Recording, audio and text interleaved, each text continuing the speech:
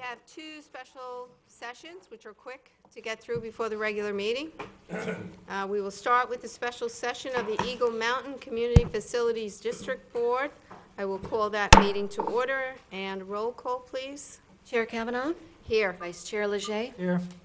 Board Member Magazine. Here. Board Member Yates. Present. Board Member Hanson. Here. Board Member Brown. Here. Board Member DePorter. Here. All right, thank you. Do we have any speaker cards? No, Chairman.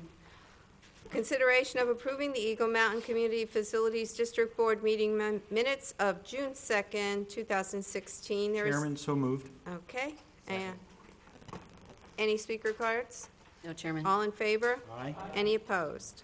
Chairman, 7-0. Consideration of Resolution EMCFD 2016-03, levying upon the assessed valuation of the property within the district, subject to ad valorem taxation, a certain sum upon each $100 of valuation sufficient to raise the amounts estimated to be required in the annual budget, specifically for the purpose of paying principal and interest upon bonded indebtedness, all for fiscal year beginning on July 1st, 2016 and ending on June 30th, 2017. Grady? Thank you, District Chair. District Chair, members of the board, the item before you is a request for approval of the assessments for the Cottonwoods Maintenance District, and this is basically the very last piece of the budget process. You'll recall on June 2nd, the district board approved the budget for next fiscal year. This piece actually provides the legal ability to collect the assessments to pay for the budget for next fiscal year. With that, I recommend approval. Okay. Any questions from the board?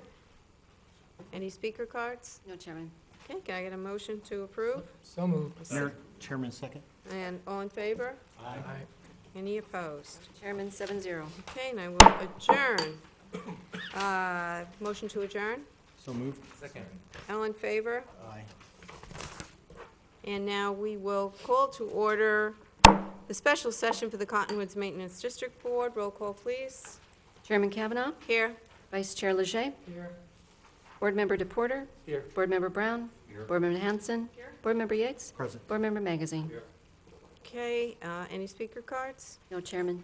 Consideration of approving the Cottonwoods Maintenance District Board meeting minutes of June 2nd, 2016. No staff report. Any speaker cards? No, Chairman. Request a motion? So moved. Second? Okay, all in favor? Aye. Any Chairman, opposed? 0-0.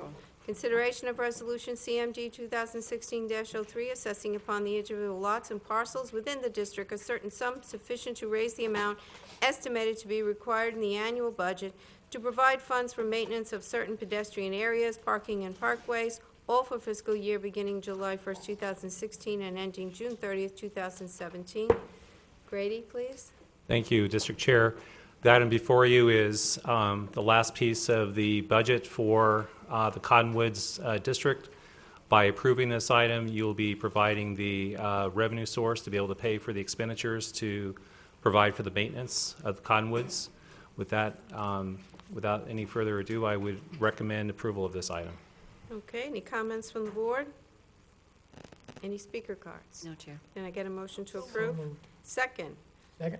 All in favor? Any opposed? Chairman, 7-0. And can I get a motion to adjourn the special session? And a second. All in favor? Aye. We're adjourned. Okay. Okay, we will call the regular session to order. Please stand for the Pledge of Allegiance. To the flag of the United States of America and to the republic for which it stands, one nation, under God, indivisible, with liberty and justice for all.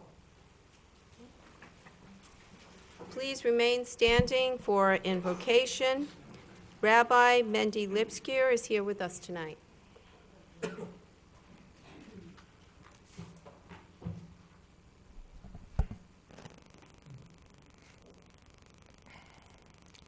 Almighty God, we stand before you in prayer. Look favorably upon the mayor and honorable members of the city council of our great town of Fountain Hills, and bestow upon them the joy of life, good health, and prosperity. Bless these distinguished individuals who have been chosen to make laws and decisions for the citizens of our town. Grant these public servants wisdom and understanding in their noble pursuit of justice and equality. Give them guidance so that they will always be conscious of your presence and will strive to enact laws with honesty and integrity in accordance with your will. May they have wisdom to turn adversary into opportunity and to transform the challenges we face today into the seeds from which will sprout the growth of tomorrow. May our town serve as a beacon of light for people of all faiths and walks of life. May Fountain Hills help achieve the goal so powerfully stated in our Pledge of Allegiance, so that America is truly one nation, under God, indivisible, with liberty and justice for all. Now let us say, Amen. Amen. Thank you, Rabbi.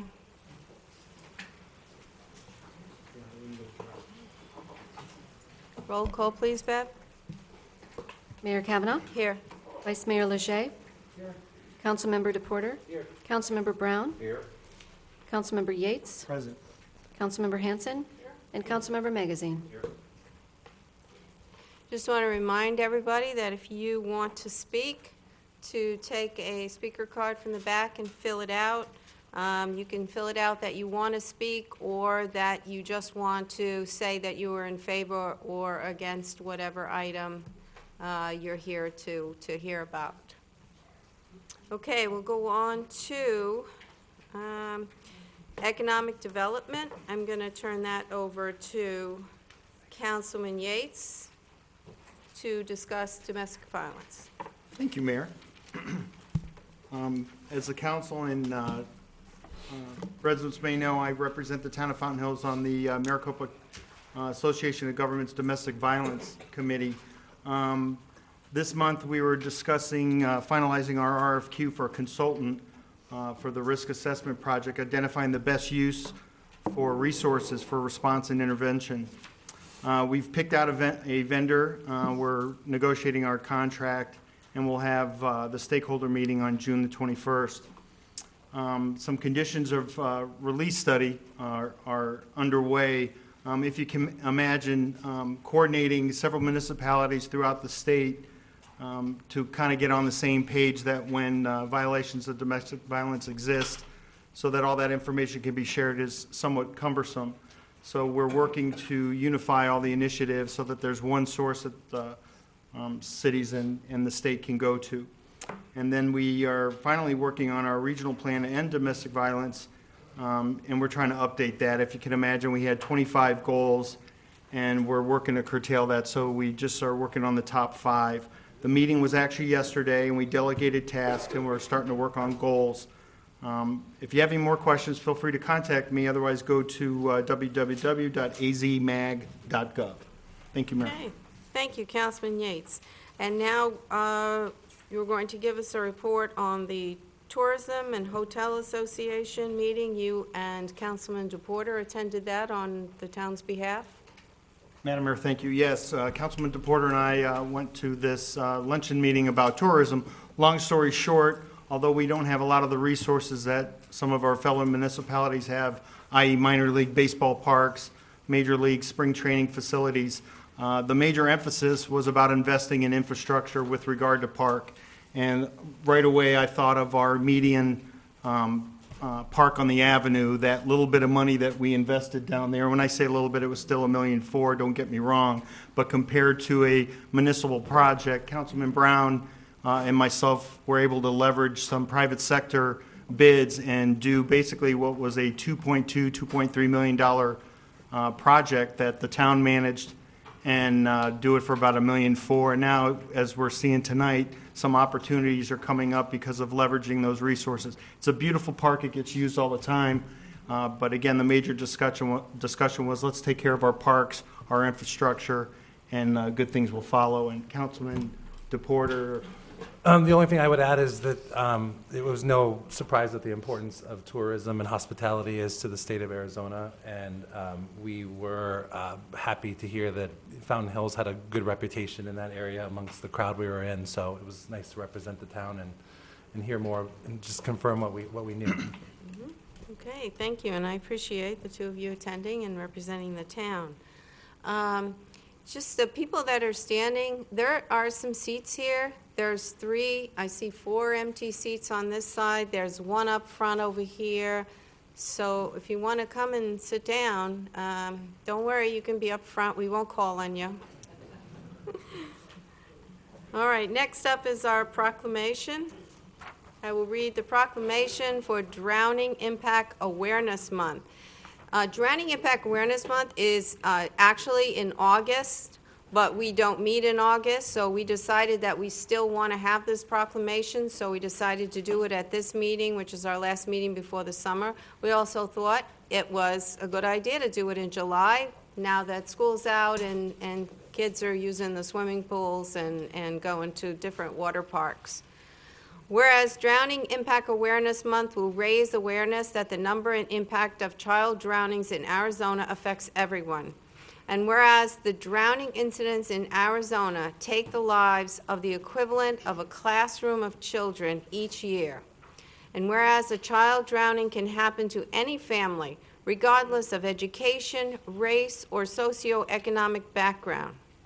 And whereas families can take simple steps to protect their children around water to avoid the tragedy of the unnecessary loss of life. Whereas water safety remains a priority for Arizona families, communities, and government. And whereas keeping children healthy and safe is the goal of the Fountain Hills Rural Metro Fire Department and other prevention institutions in Arizona. And whereas raising awareness will increase understanding and education of effective ways to prevent drowning. Now therefore, I, Linda M. Kavanaugh, Mayor of the Town of Fountain Hills, Arizona, do proclaim that the month of August, and actually we're declaring all of our summer, Drowning Impact Awareness in Fountain Hills. Thank you. Okay. Do we have any speaker cards? And these are speakers who are not speaking on any of the particular agendas, but on something that is not on the agenda. No, Mayor. Okay. We'll go on to our consent agenda items. We have 8 today. Can I get a motion to accept as written? Move approval. And Mayor, a second. second? All in favor? Aye. Any opposed? Mayor, 7-0. Oh, and a roll call. Councilmember DePorter? Aye. Councilmember Magazine? Aye. Vice Mayor Leger? Aye. Councilmember Henson? Councilmember Yates? Aye. Councilmember Brown? Aye. Mayor Kavanaugh? Aye. Mayor, 7-0. And in case anyone is here that was interested in the dog park improvement, that was our number 3 on the consent agenda. It has passed, so if that's why you were here to hear about whether that was going to pass or not, just so you know it's done, in case that's the only reason why you came and you want to leave. Okay. Want to make sure. All right. Good. Everybody's in a good mood. That's good. All right, we'll go on to our regular agenda. Consideration of appointing 1 citizen to serve on the Strategic Planning Advisory Commission for a vacated term beginning June 16, 2016, and ending November 5, 2016. And there was a committee of council people that met that interviewed the candidates, and I was told that it was one of the hardest decisions that they ever made, that all of the candidates were incredible, community-minded individuals, and that they hope that those that were not chosen to serve in this way will find some other way to serve in the town, and whether it's on another commission or some other capacity, because in the words of the councilman, you were all awesome. It was so hard to pick. On their recommendation, I move to appoint Tammy Bell to serve on the Strategic Planning Advisory Commission beginning June 16, 2016, and ending November 5, 2016. Can I get a second? Mayor, second. Okay, any speaker cards? Okay.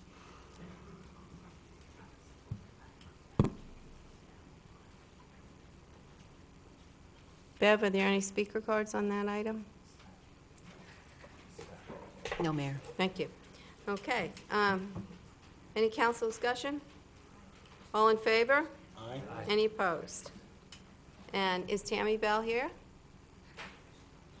Okay, congratulations. Thank you very much.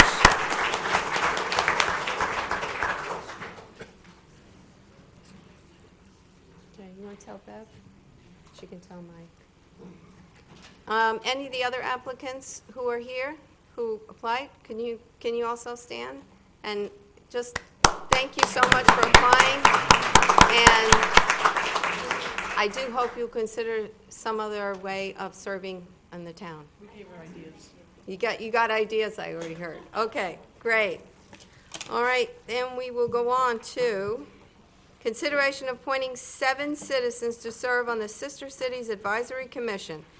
3 citizens for a 3-year term beginning June 16, 2016 and ending June 15, 2019, and 4 citizens for a 2-year term beginning June 16, 2016 and ending on June 15, 2018. This is a brand-new commission that was set up by the town for Sister Cities. That's why we are filling the entire board.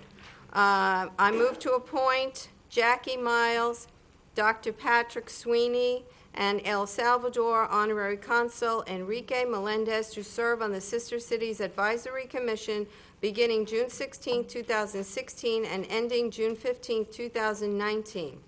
And Carol, Liz Fischera, Ginny Pierce, and Bev Toll to serve a 2-year term beginning June 16, 2016 and ending on June 15, 2018. Can I get a second? Second. Okay, any council discussion? Any speaker cards? No, Mayor. Okay, all in favor? Aye. Any opposed? Mayor, 7-0. Okay, are any of those people here who I just mentioned? No? Yes? Okay. And you are? Carol, okay. All right, Carol's here. Thank you so much. Thank you to all of them who volunteered to serve on the new Sister Cities Commission. We're really looking forward to that new commission here in town. Okay, moving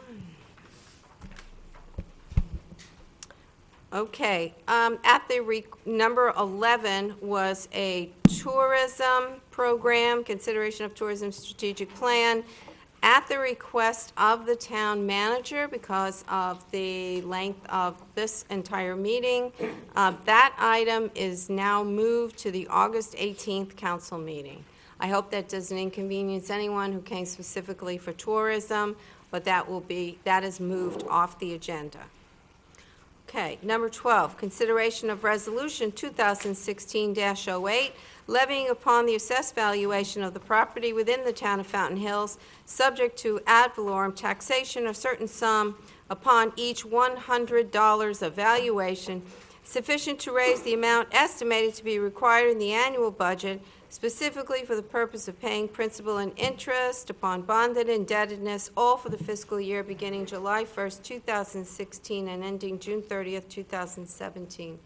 Grady, please. Thank you, Mayor and Council. This item, like the previous 2 district items before you tonight, involves the tax levy for the town. In the case of the town's tax levy, this is solely for the source of generating revenue to be able to provide for the debt service that we have on our major capital projects that we have invested in the town. The Saguaro project, the community center, those are examples of what this provides for. This is the very last piece of the budget adoption, and with that, I recommend approval for this item. Okay, any council discussion or questions for Grady? Madam Mayor, Grady, just for the record, this isn't any new taxes or new... This is correct. Every year, this is a requirement under state law to be able to go through, and we have to go through quite a bit of advertising, make sure that the public's aware of this. But this is not any new taxes. This is just for the taxes we currently have, and this allows us to properly notice the public and collect set the levy and then to be able to collect the taxes after the levy's set. Thanks, Grady. Thank you, Mayor. Any other questions or discussion? Any speaker cards? No, Mayor. Okay, then I need a motion. Mayor, so moved. And a second? Second. Okay, all in favor? Aye. Any opposed? Mayor, 7-0. Okay, now, for the next items, number 14 to the 17, there will be one staff report.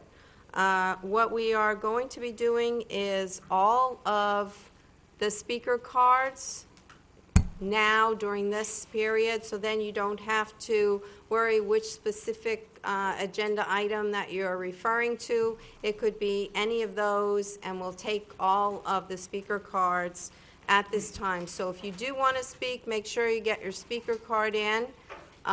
If someone else comes up and they say just exactly what you want to say, you might want to just say, I agree with that person, and you don't have to come up. You could just say, yes, so that's exactly what I wanted to say. So we do have a lot of people who want to speak, so we ask you to respect everyone's time. You'll have 3 minutes. Keep your eye on the little box. When it's red, that means you have to stop. So time yourself. You'll see the yellow. You know you're running out of time. You got to wrap it up. That gives us enough time to get to everybody here, okay? When you come up, please just say your name and Fountain Hills, if you live in Fountain Hills. That's it. Please don't give your exact address. That's all my announcements. Now, let's see. Okay, so I'm going to open the public hearing. Get to hit that again. Public hearing to receive comments on Resolution 2016-12.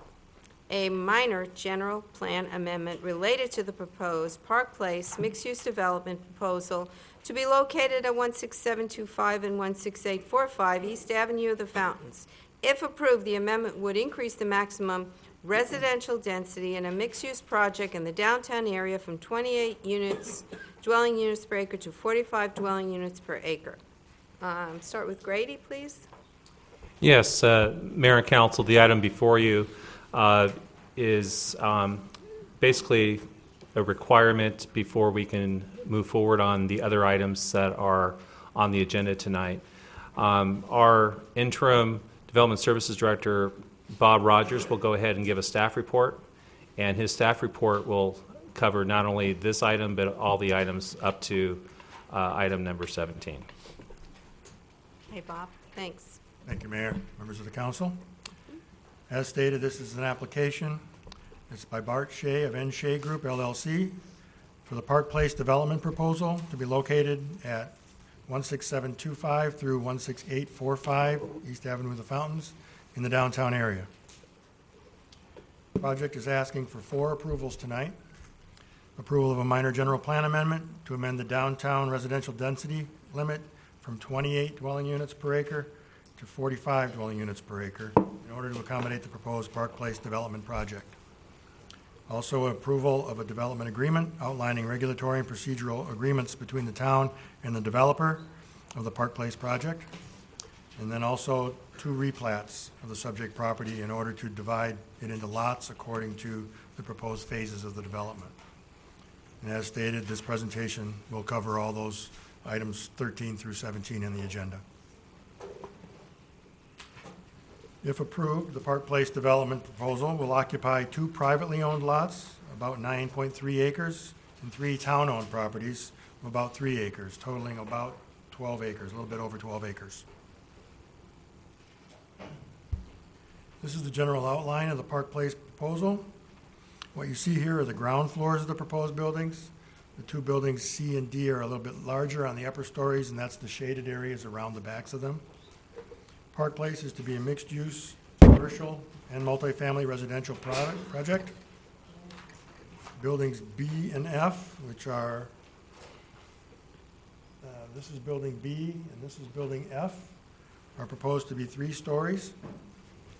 There's 72 apartments and 8,000 square feet of commercial space in buildings E and F.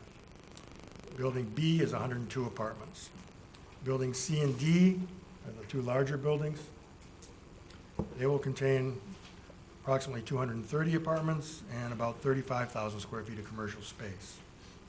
Included in each phase will be a variety of streetscape improvements along the avenue and a public art walk behind the community center, additional parking lots, and a small pocket park.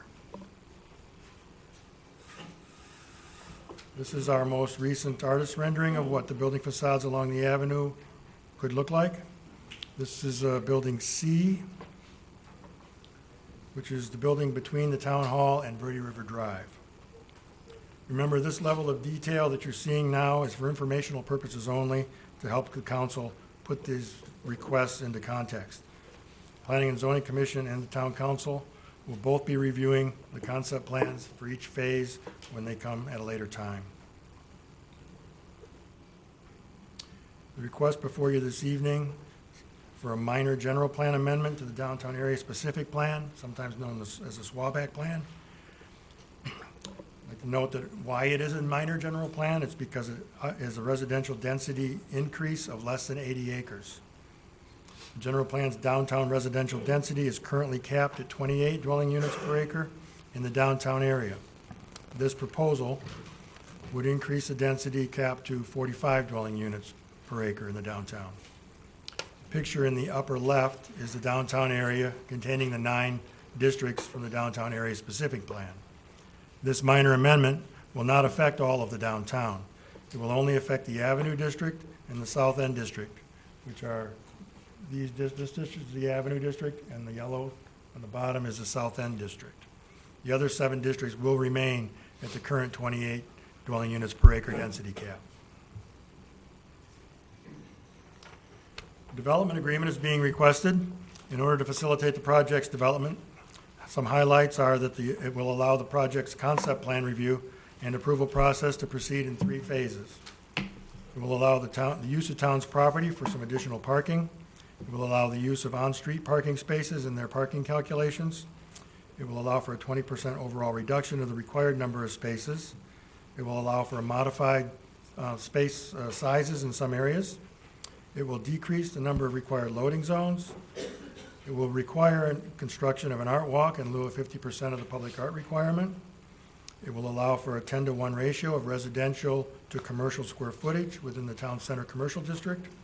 It will also allow for residential-only buildings within the town center commercial district, and then allow for the residential density increase of up to the 45 dwelling units per acre. It will permit project-wide maximum of 200 or 420 dwelling units. It provides for the streetscape improvements, including crosswalk ramadas along the Avenue of the Fountains. It will provide for the pocket park along the south side of the avenue.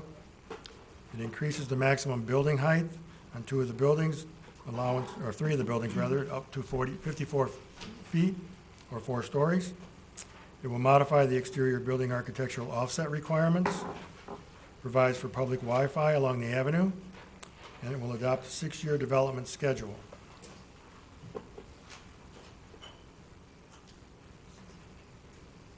It doesn't come through very well, but there are 2 replats being requested. The upper left plat shows Lot 1 being divided into 2 lots, Lot 1A and 1B.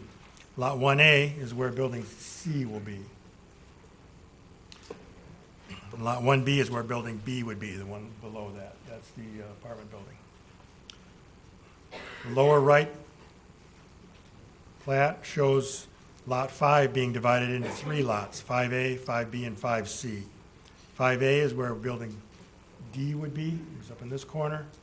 5B is buildings E and F, and 5C is the access aisle between Building D and the Morning Star project. All lots except for 5C, which is the access aisle, correspond to the proposed phases of the development, as outlined in the development agreement. Planning and Zoning Commission held their public hearing on May 26th regarding the proposed minor general plan amendment. The motion to approve failed on a 3-3 vote. Therefore, the official Planning and Zoning Commission recommendation is not to approve the general plan amendment. Draft minutes of that meeting are in your packet. The Commission has not considered the development agreement or the replats. Thank you. I didn't hear it. Can we repeat it? Please repeat. All right, just repeat that.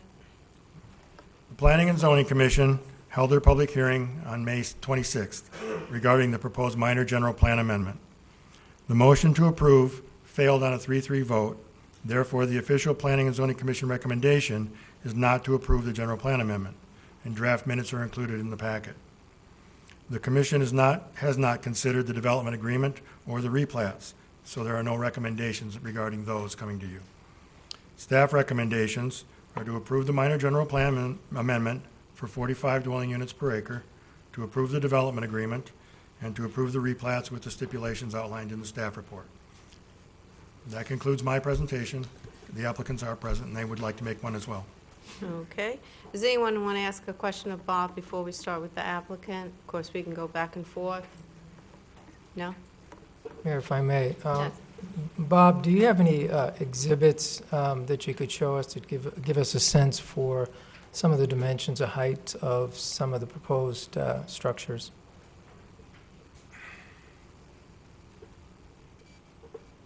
At the request of some of the council members, I put together, I have a list of the exhibits in this slideshow. Did you have, there's a series of them. Which ones did you want to see? Excuse me.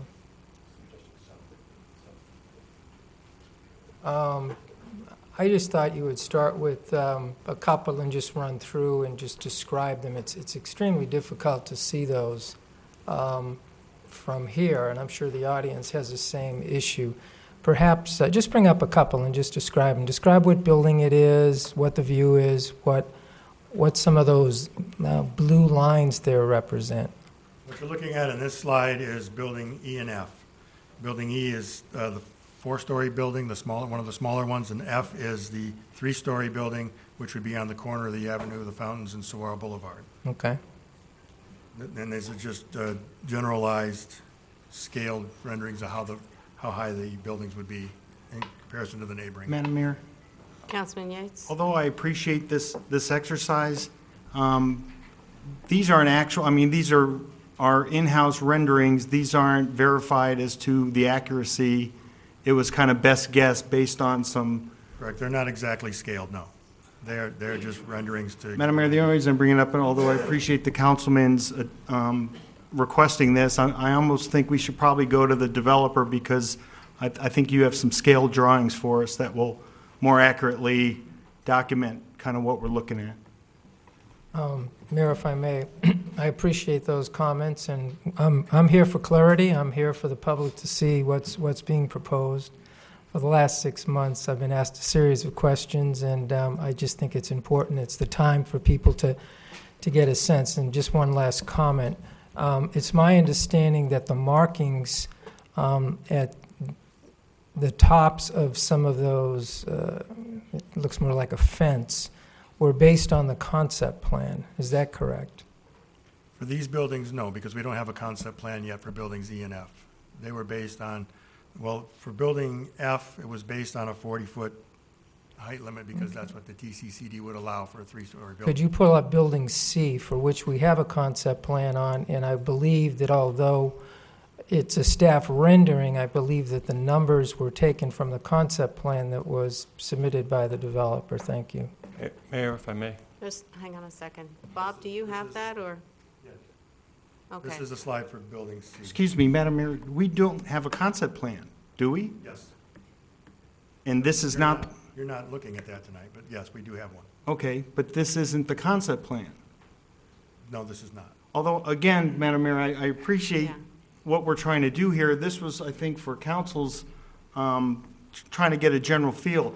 The developer is here with the actuals that's documented by a licensed bonded architect. I think we should look at that. In all due respect to our staff, by the correspondence I received after I received this, I asked, is this to scale? And quite honestly, I was told, well, it's kind of ish, and I forgot what word you said, Wonky. wonky. Wonky. So Okay. I would prefer All right. us not to look at this. Non-wonky? It was wonky. All right. It's a fisheye lens. Again, I appreciate what we're trying to do, but the architect who has All it right. to scale is here. I think we should look at that. All right, Mayor. let's go to the applicant then, and then we can always come back to this later, but if the applicant has more specific, actual, non-wonky, we'd rather see that. So would the applicant please come forward? I was interested in the numbers, not the Excuse me, wonkiness. excuse me, I have not recognized you. Let's have a little order here. Thank Well, you. if you hadn't skipped to The the next applicant, thing, I would have. the applicant, please come forward.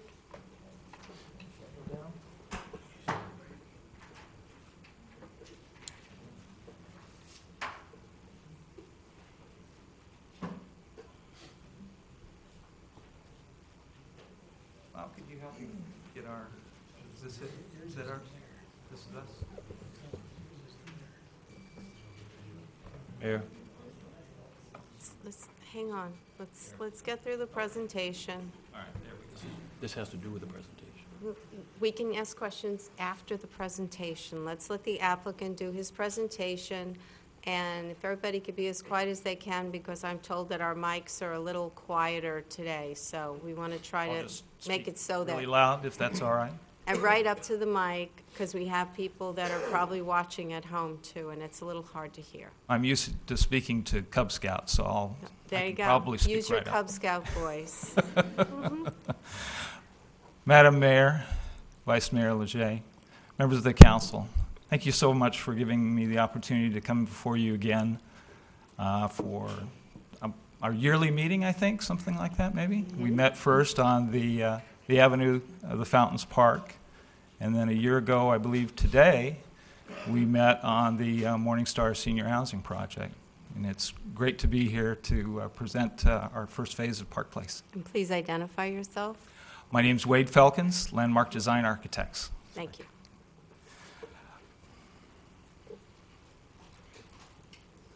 We do have renderings that we've produced that are photographs which I took on Tuesday.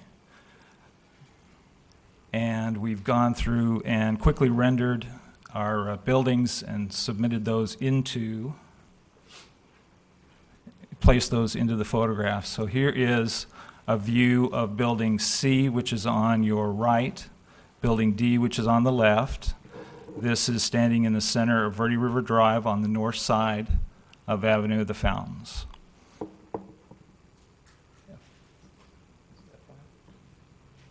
How do I advance?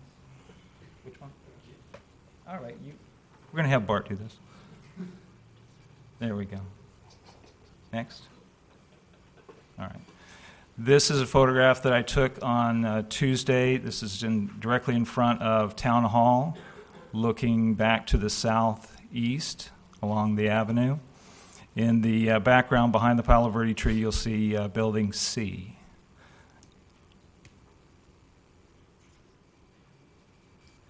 This is a line of sight study that we did along the avenue, showing the building massing for both buildings C and D, which are part of the Phase 1 application.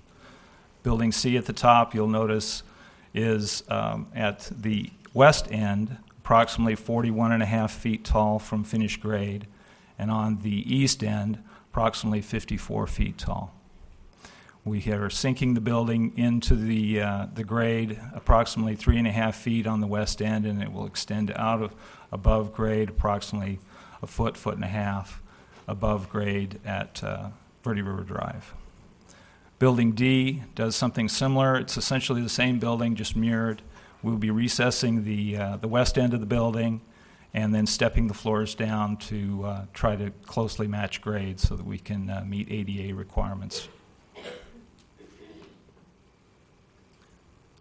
Now, if anybody's sitting along there and you want to get up, you can just do that if you want to stand up just for the presentation. I'm sorry that your back's to that.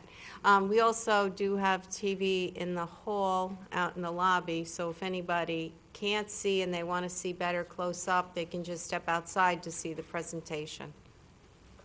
I'm sorry, go ahead. Okay. This is the overall height analysis, which is the previous slide. We did blow-ups of each of the buildings so you could see those in better detail. This is the overall looking from Town Hall across to the east end of Building D.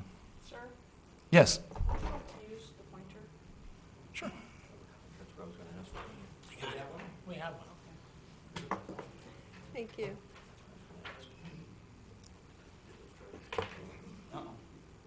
Bob, can I borrow yours? Let's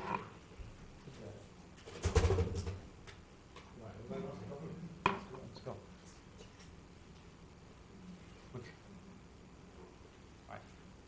I'm just going to move forward. I think we need a Cub Scout. I think we did. So the darker building is Town Hall, and this is the parking area between our first phase. This is the town property parking area where the Sheriff's Department parks their vehicles. This is Building C. This is Verde River Drive, and this is Building D. You'll see that in the plan view up here. So here's our parking area that's currently on town property. Building C, Verde River Drive, Building D.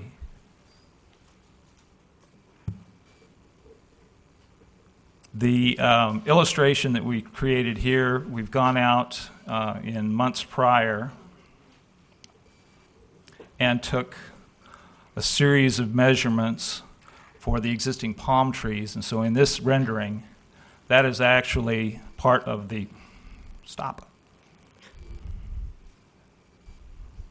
That is actually part of the photograph. Right, there we go. And we've superimposed the building. So this is our existing trees here. You'll see the cactuses over here, which are approximately 10 feet tall, next to Building C. How tall are those palm Palm trees? trees, the tallest tree right here is about 48 feet. Can I please ask, if you want to ask, you have to fill out a card. We can't have calling out from the audience. Thanks.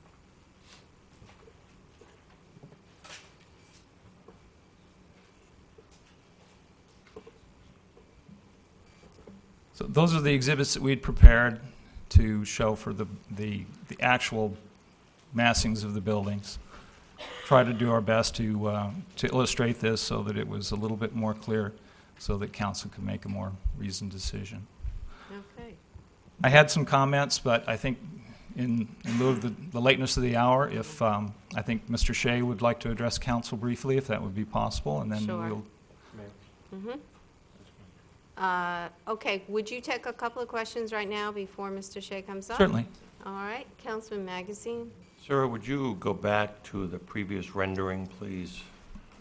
No, keep going.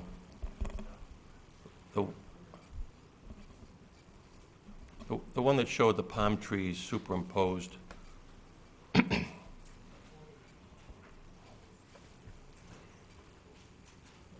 Almost, there it is. If you would put the pointer on the palm tree, it's very hard to see. Right there. Okay, and that building, Those are the tops of the palm trees, right? okay, and the As they building exist. is 54, is that correct? Correct. No? Yes? No? Oh, on this end? No, not on this end. We're down at 44 feet at this particular end. Over on Building C, this is approximately on this side, 54. Over here, we're about 44, 45 feet on that. Okay, so With on the building right, Building C is 54, and the palm trees on the left are what? Those are about 48 feet. The tallest one in the center.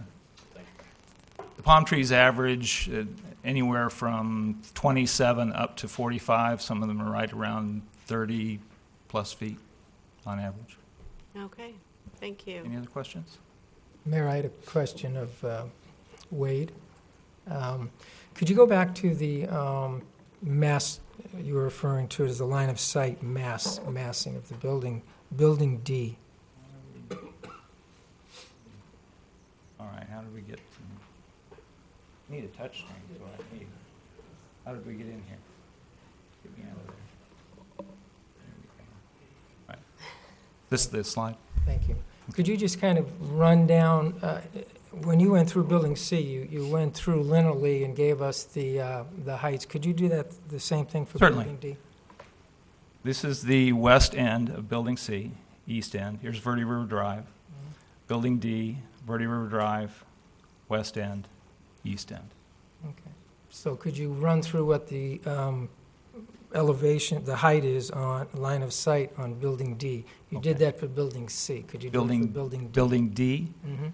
we're approximately on the west end, about 42 feet, 43 feet, depending on the parapet. The parapets I step up and down. It's I approximately 45 feet, understand that. 44 feet. And then at the other end, we're right at 53 feet, 10 and a quarter if you want the exact, but 54 feet. I appreciate that. And Mayor, I appreciate you bringing in this presentation. A notation is that the staff exhibits that I asked to be brought up had the same elevations on them. I mean, they had a shadow in front of it, which was very difficult to see, so this is a little more graphic. I think the exhibits they had gave a better sense for the space from different view perspectives. So, as I said earlier, not questioning the methodology.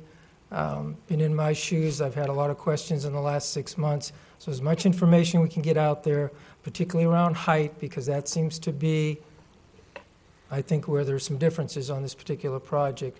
I appreciate that. So thank you so much for doing Vice that. Mayor Leger, the challenge when creating exhibits such as this, and I didn't get a chance to see all of the ones that Bob's staff has prepared, but when you take a photograph, if you're trying to use a wide-angle lens, which it looked as though at least one of those was more of a panoramic view, it creates a great deal of distortion. And try to draw a two-dimensional image on that panoramic shot, you'll notice here that my angle of view is rather limited. And what we were able to do is through our computer rendering system, we can take this, we can import the photograph into the computer, and then we have a three-dimensional model of the building itself, and then we can take it and physically place it within the photograph in 3 dimensions, adjust it, and then come in and make sure that the trees and some of the issues, some of the infrastructure is in the foreground, so that you can get a truer perspective of what I understand and appreciate that. My only point in this illustration was just to illustrate what the heights were in different parts of the building from one side to the other, how it started at one elevation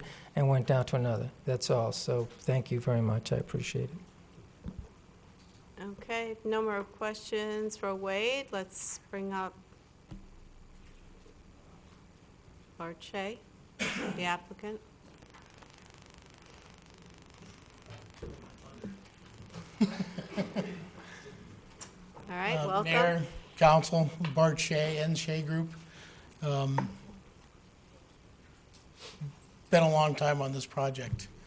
We originally submitted for PAD on this project. The first submittal came in the site plan view in December of 14. The official first submittal for the PAD for Park Place, which is all of this, including the Morning Star, came in April of 15. We went through 5 different revisions, plan checks to get the full construction drawings on the entire project, just to get to the concept plan approval phase. In that entire time, the last pretty much 3 years, I look back and we started out with 400 units plus the Morning Star. We've gone from, I think, 40,000 feet up to 60,000 feet, and back down to 45,000 feet of commercial on the first floor of these buildings. Shea Group's a privately held company, development management company that's been in existence for about 6 years. Prior to that, the staff, myself, we've got better than 75 combined years of entitlement, development work, construction work. Right now, we've got better than $250 million in California and Arizona.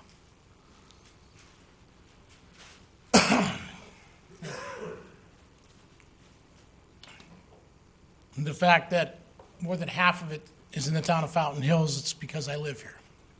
Over the 3-year period, we've made a lot of modifications. We've negotiated a lot of changes to the buildings, to the heights, embedding them into the ground, stepping them, keeping the line of sight, losing retail, increasing the residential, decreasing the residential. upgrading the residential, downgrading the residential. We've been through a lot of systems here that I haven't gone through and we haven't gone through in any other municipality we work in. It's very dear and important to us, me in particular, make Fountain Hills everything we can and try and get as much as we can into this project to make it work. Some of you know I just went to Mayberry, downtown Mayberry, in the last month. And that's kind of been the songbird for this project. We're going to make our downtown Mayberry. Make it so people can walk up and down and see the retail and window shop at night and do it. The problem we all have is we don't have enough residential units anywhere in town at the proper rates to keep people down here. We went through a lot of generations of how many stories, how many heights. We ended up right back where we started again after 3 years of doing this and multiple market studies and I don't know, hundreds of thousands of dollars worth of modeling to see what's going to work and what's going to fit in the town. I think we've got, at this point, facade being what it is, the unit mix, the line of sight, the ability to maintain and retain residents in our downtown, it's there. This project is there. I've got a fiduciary responsibility to my partners and my finance people and my wife. After 3 years, they all think I'm kind of nuts for, keep going with this. But they all stuck with me. They're all here. We're ready to go on this project. We're ready to actually make this happen today, now.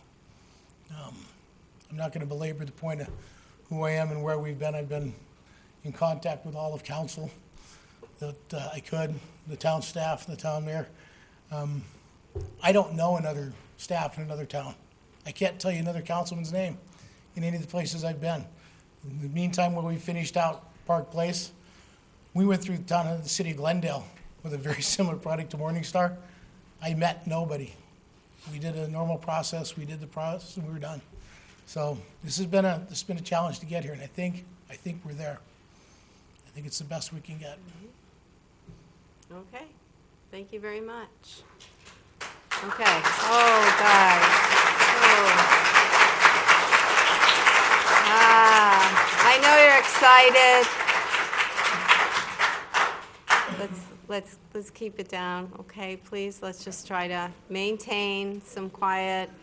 And I think we're going to go to our speaker cards now. And then we can go back for more questions. Council can do more. No, they have to speak first. Okay. Yeah. Then I close it, and then we're done. Bev will tell me if I'm not following protocol.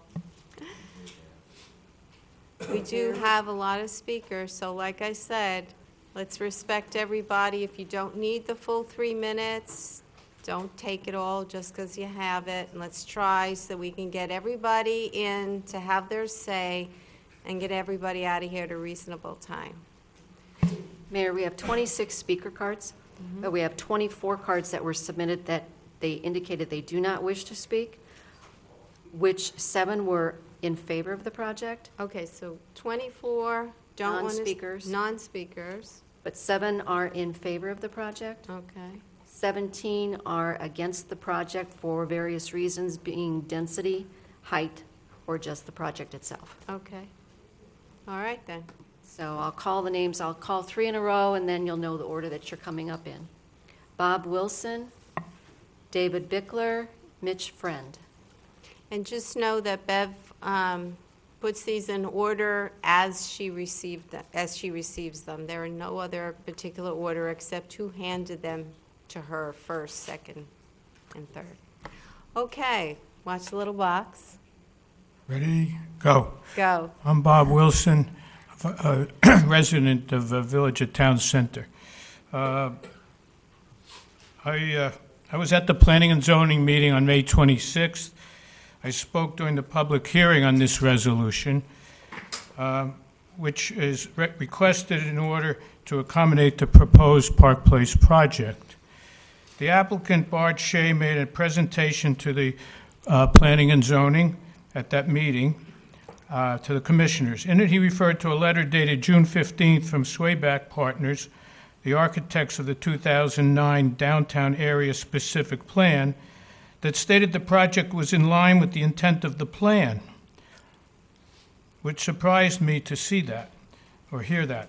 There's much evidence to the contrary that the plan is in line with the original 2009 plan. On August 20th of 2009, Swayback published a letter to the Fountain Hills Chamber of Commerce. In it, it stated the downtown district has been designed to accommodate high-end restaurants, a village square that will be a prominent park, and second-story offices. Now we're talking 4 stories here. Mr. Shea also referred to a letter from the Fountain Hills Chamber of Commerce to the P&Z Commission dated May 25th, 2016, which was the day before our meeting, which stated, we support the Park Place project. The plan conforms with the 2009 downtown vision. I don't see how that is, since the vision was for 2 stories and this is for 4. It will create a consistent look feel to the entire avenue. Well, we have 4 stories on one side and 2 stories on the other side, so I don't understand that. Mr. Rogers, who was there, obviously clarified that density and height are related. If you agree with the density, the height would be required. High density was not part of the Swayback plan, which calls for only 2 stories. He made that a similar statement there in answer to a question about whether the Swayback plan had 2 stories in the plan. So to me, it's quite clear that the high-density 4 stories were not part of either the Swayback plan or the 2010 strategic plan, which came right after that. Thank you. All right, thank you. David Bickler, and followed by Mitch Friend, then Anthony Esposito. I am David Bickler, a resident of Fountain Hills. Thank you for allowing me to speak. On May 24th, I made a public records request to the town of Fountain Hills to receive the traffic study for Park Place. After several inquiries to the town since then, I have been told repeatedly that this study is not finalized. As a citizen of this town, I have the right to know the findings of that traffic study, as well as to examine the contents of that traffic study to my satisfaction, so that I could come before this council meeting and ask the appropriate questions. As of this date and time, this traffic study is not available. Every individual in this audience has a similar right to know the findings of that traffic study. I ask that the town council postpone any action until that traffic study is available and can be reviewed by the citizens of this town, particularly in view of the fact that this meeting is asking to increase the density. That would increase traffic, it would increase congestion, it would increase noise, it would increase, interfere with access of emergency vehicles, interfere with fare traffic, etc. This is my concern. I appreciate you hearing my comments. Thank you. Thank you. Next. Mitch Friend, Anthony Esposito, and David Adler.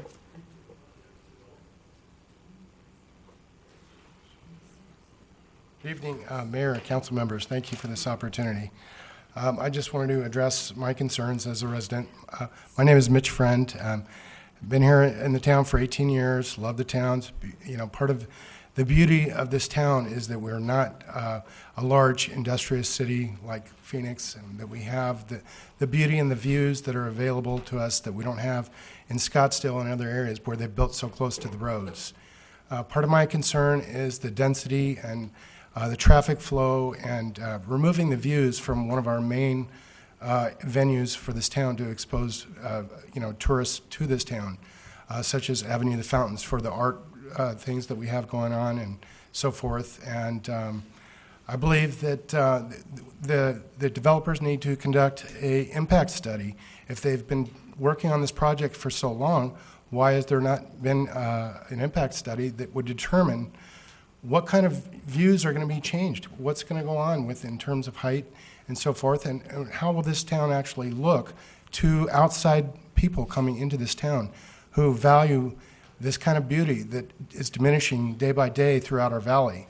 I've been a resident of this town for 53 years, and I've watched our town slowly diminish, little by little, by having no easements, having parking, just crammed into areas when people have, venues, and, they build so close to the sidewalks that all of the views are destroyed.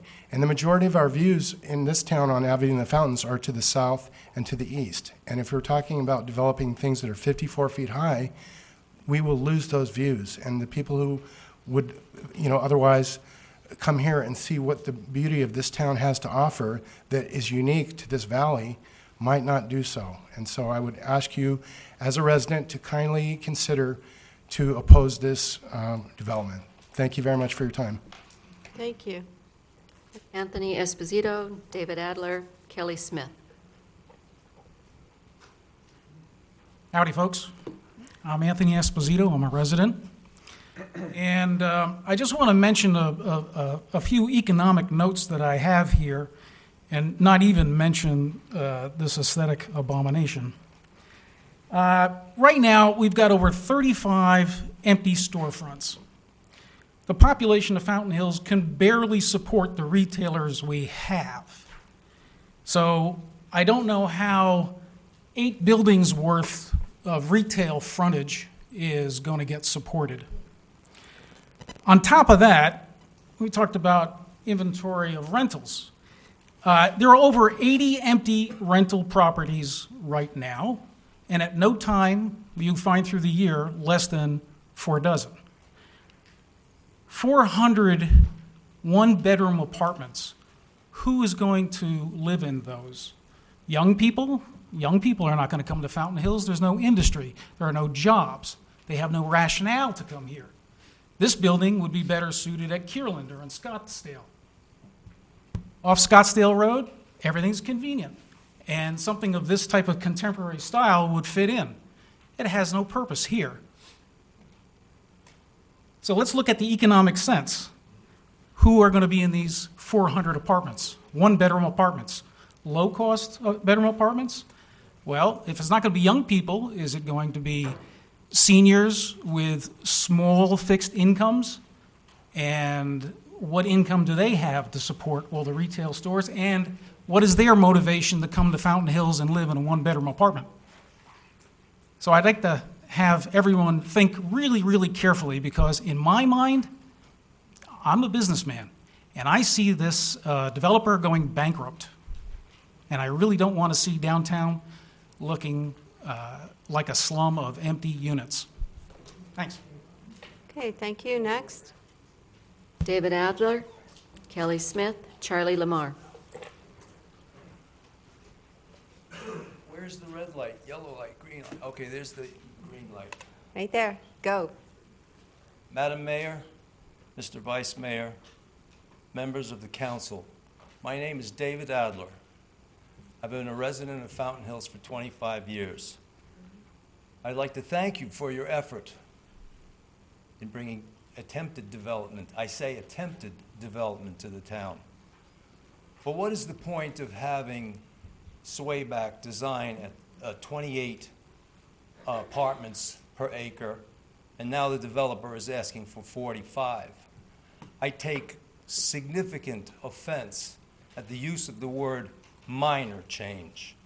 What kind of arithmetic is that? A 61% increase in density to go from 250 odd units to over 400 units. Is that minor? I don't know about you, but my arithmetic doesn't say that. It's very simple. What you have is a question of greed on the part of the developer. And if you acquiesce to that greed, then I would say you're worse than a virgin, that you're incapable of saying no. Let's keep it civil, please? Is that a rather interesting parallel? Can we please keep it civil? I don't see what's uncivil about that. A virgin knows how to say no. Are you going Okay, to... all right, I am cutting you off. Sorry, thank you very much.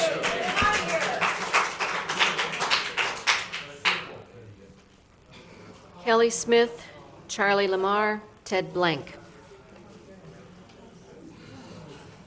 Okay, let's give Mr. Smith the floor. Hi there, my name's Kelly Smith. I'm a Fountain Hills resident. I'm a full-time realtor here in Fountain Hills for 17 years. And I've been bringing people in town, showing them the downtown, and everybody always asks about that vacant land on Avenue of the Fountains. And I said, well, at one time it was supposed to be a theater project. It's supposed to be this project. It's supposed to be this project.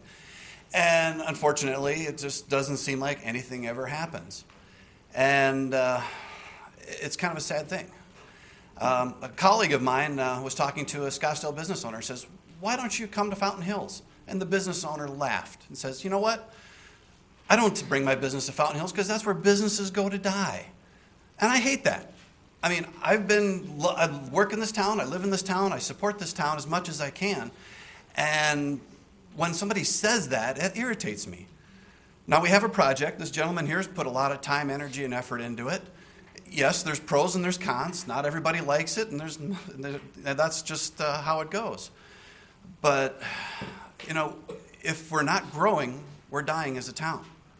And we need to do something with that. Can I please ask you just not to clap? Let's So just... that's just my food for thought as a realtor here in town. Whether you're pro or against, that's great. It's America. We get to choose our opinions. But you know what? As a realtor, economic development in this town, the population that we need to bring in to support the downtown, businesses are dying.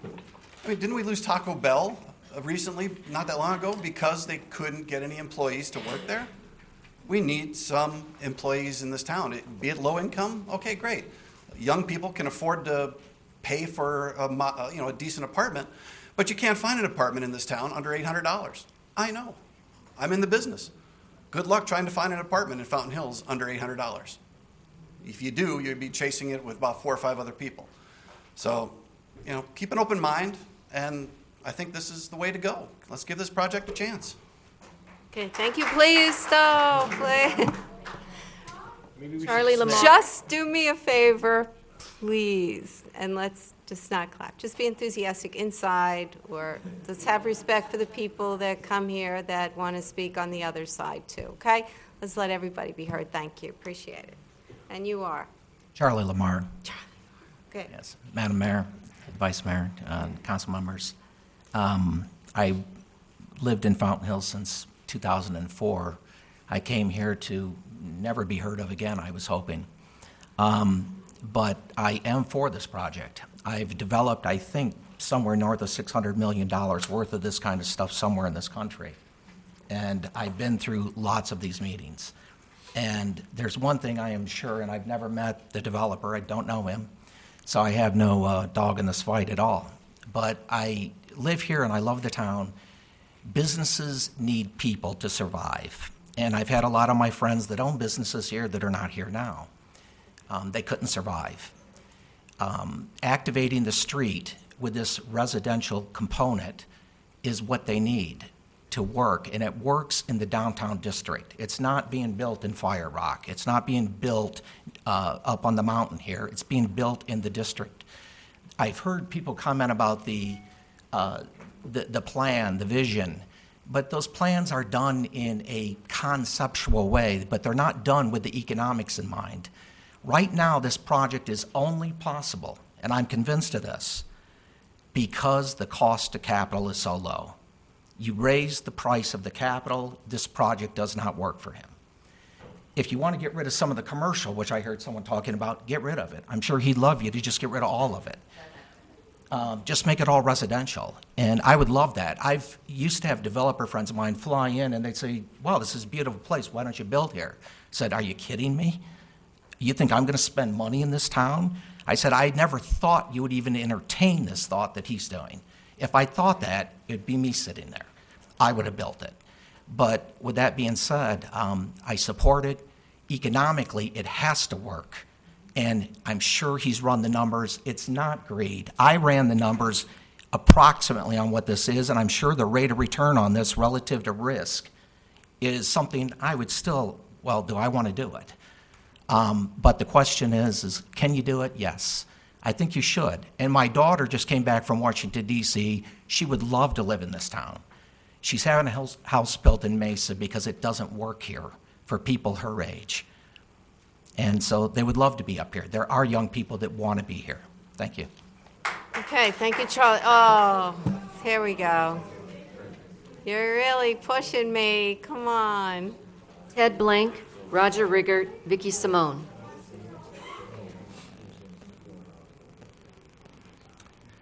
Madam Mayor, and Vice Mayor, and council members, thank you. I'll state right up front that I'm not opposed to development in town.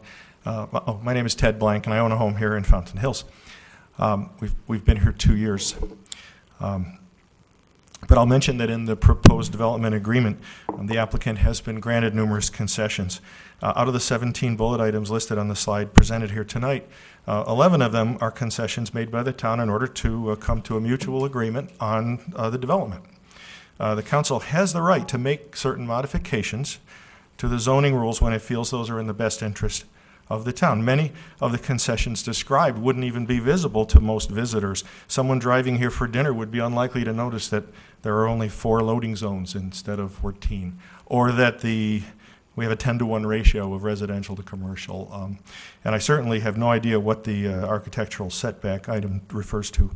But one thing they won't be able to miss is the view of 54-foot, 4-story buildings towering over everything else in the town. In spite of some statements to the contrary in the newspaper recently, the American Grill down on the corner is not 54 feet tall, but around 40 feet tall. The commercial district is mostly populated with 2-story buildings today, and shorter buildings are part of the desert architectural norm. I submitted to you several days ago some photographs of 4-story buildings at Carolyn Place in Scottsdale, which have commercial space at street level and 3 residential stories above. And they present, in my view, a Manhattan-like vertical face to the street. I don't think that would be very much out of place in our more spread out commercial district. I've also submitted to you some photographs in which I've tried to visualize 54-foot high buildings using a balloon and a piece of string along the Avenue of the Fountains. The string was carefully measured, and I don't think that anybody could consider that to be in any way misleading. So the effect of those 54-foot high buildings is to bury the Avenue of the Fountains in a cavern.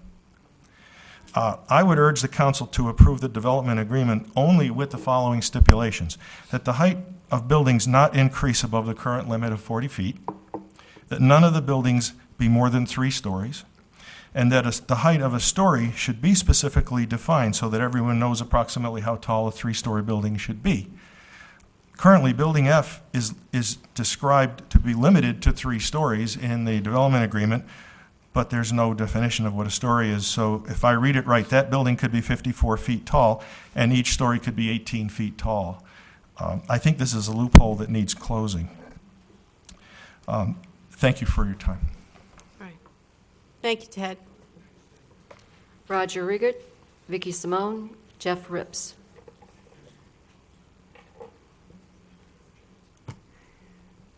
Roger. Madam Mayor, Vice Mayor, and members of the council, I'm Roger Riggert, and I'm resident of Fountain Hill for 21 years. I've been active in the town. I've previously served on the Strategic Planning Advisory Commission. I've worked on projects looking at the future revenues and the gap between expenses and revenues of this town. I think this design really offers a modest rent where some young people and young families can move into town. I heard that there's only 1-bedroom apartments. I've heard differently. But anyway, it will help the sales tax revenues of the town. It will help the school district, which has been steadily declining in enrollment. If this project is turned down, I really don't see nothing on the horizon and we will continue to see that ugly place south of the avenue, and will exacerbate any attempt to narrow the gap between revenues and expenses. Thank you. Thank you, Roger. Vicky Simone, Jeff Rips, and Lee Miller.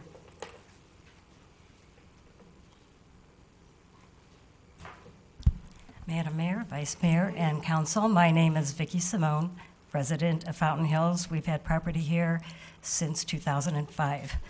I agree with a lot of the comments that were made both for and against this project. I know that the Town Council amended the density back in June last year from 12 to 28. And I thought that was a big stretch there. And I stand corrected if I am wrong about this, but I think the project was originally submitted for 28 per acre density. And if a project like that is submitted at that, they have had to do their due diligence, they've had to do economic ability to do this. And right now they say if they don't get the 45, that it will not be financially successful to them. Why submit a plan for 28 when you really want 45 or 50? I don't understand that. I also am concerned about the height. Fountain Hills used to be 2 stories when they had the Holiday Inn, 3 stories, and we have another project that's going up at 3 stories. When we bought our condo, we bought because we paid extra because there's a beautiful view. And I believe that this is going to take away from our view and may affect our property values because of that when we go to sell. So I agree we need the development, but I also feel that it is just way too tall. It is way too looming to the other side of the street. There is no balance. I'm not an architect, but I am a designer. And it's very important to look at balance, and we have no balance here. Thank you. Okay. Thank you, Vicki. Jeff Rips, Lee Miller, and Tyler Bode. Hi, my name is Jeff Rips, and I want to just say a couple of things. Well, first of all, thank you for having me and allowing me to do this. I was going to pass, but I think that listening to both sides of the discussion, I think there's just one other thing that I'd like to say about it, and that is that there probably is a middle ground on a couple of levels. And I would respectfully suggest that before there is a yay or nay vote, that perhaps we table for a month or 2, and during that month or 2, we revisit, or the group revisits the issue of the line of sight. I believe the issue of the 54 feet is pretty well established from what everyone has discussed, whether in terms of consistency or the look of what Fountain Hills is compared to what the look of a Scottsdale, or for that matter, the look of a Manhattan. I don't think that's what anybody really wants. And then the other thing that I'm listening to, and I was thinking about while the discussion was going on, is that it's 400 one-bedroom apartments. It's not, or it is? It's more than, it's not all 1 bedroom. Okay, then I respectfully remove that comment. But I do believe that time should be taken to take a look at the idea of the consistency of the height, the line of sight, and the whole feel of what Fountain Hills is, and what all the, not all, but many of the people living here really believe in and have come here to view, and that's the sunlight. And I was commenting to Mr. Felton earlier that I do believe that if you walk out of the American Grill now, you get a beautiful view on a summer night. I'm afraid that with 54 feet, no more view. So just to think about and perhaps revisit rather than just simple yay or nay. Okay, Jeff, thank you. Lee Miller, Tyler Bode, Jerry Kirkendall.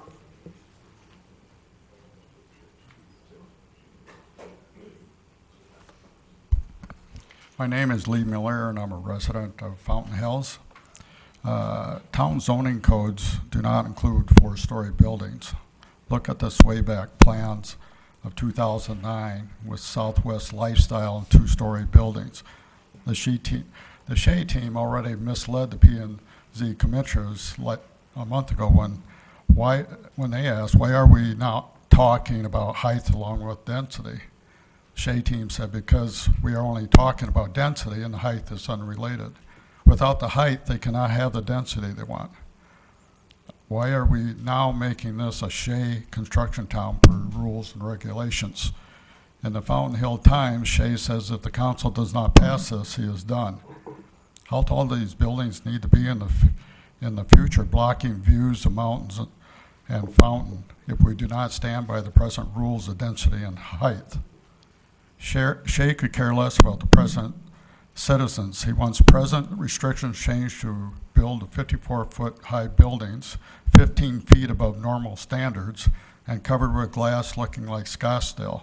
This is through sheer greed, so Shea can make more money per foot per property.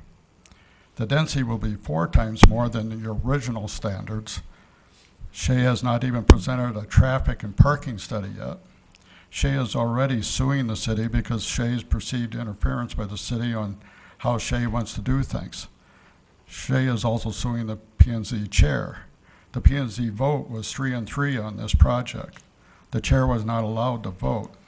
Sounds a little like intimidation.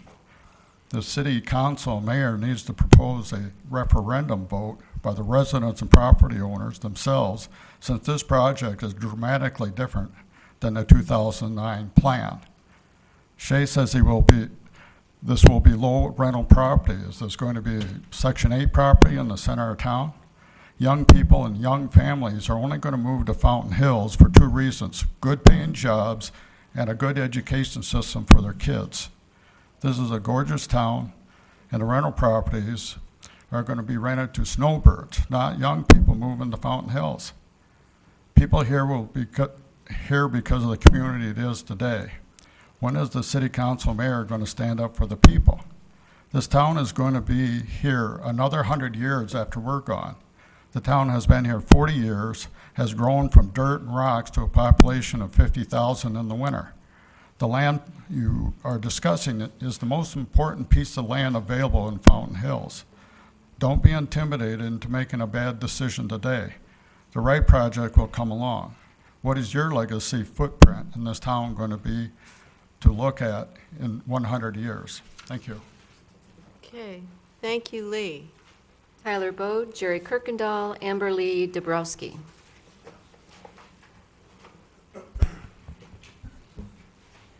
Mayor, Vice Mayor, Council, thank you for giving me the opportunity to speak and to be heard. I was born and raised in Fountain Hills. I grew up through the school system. I went to every school in this town. I went to the charter school, McDowell Mountain, Four Peaks, middle school, and I was a Falcon. I was a team captain on the state runner-up basketball team and was voted All-State in football and basketball. And I'm currently living in Fountain Hills.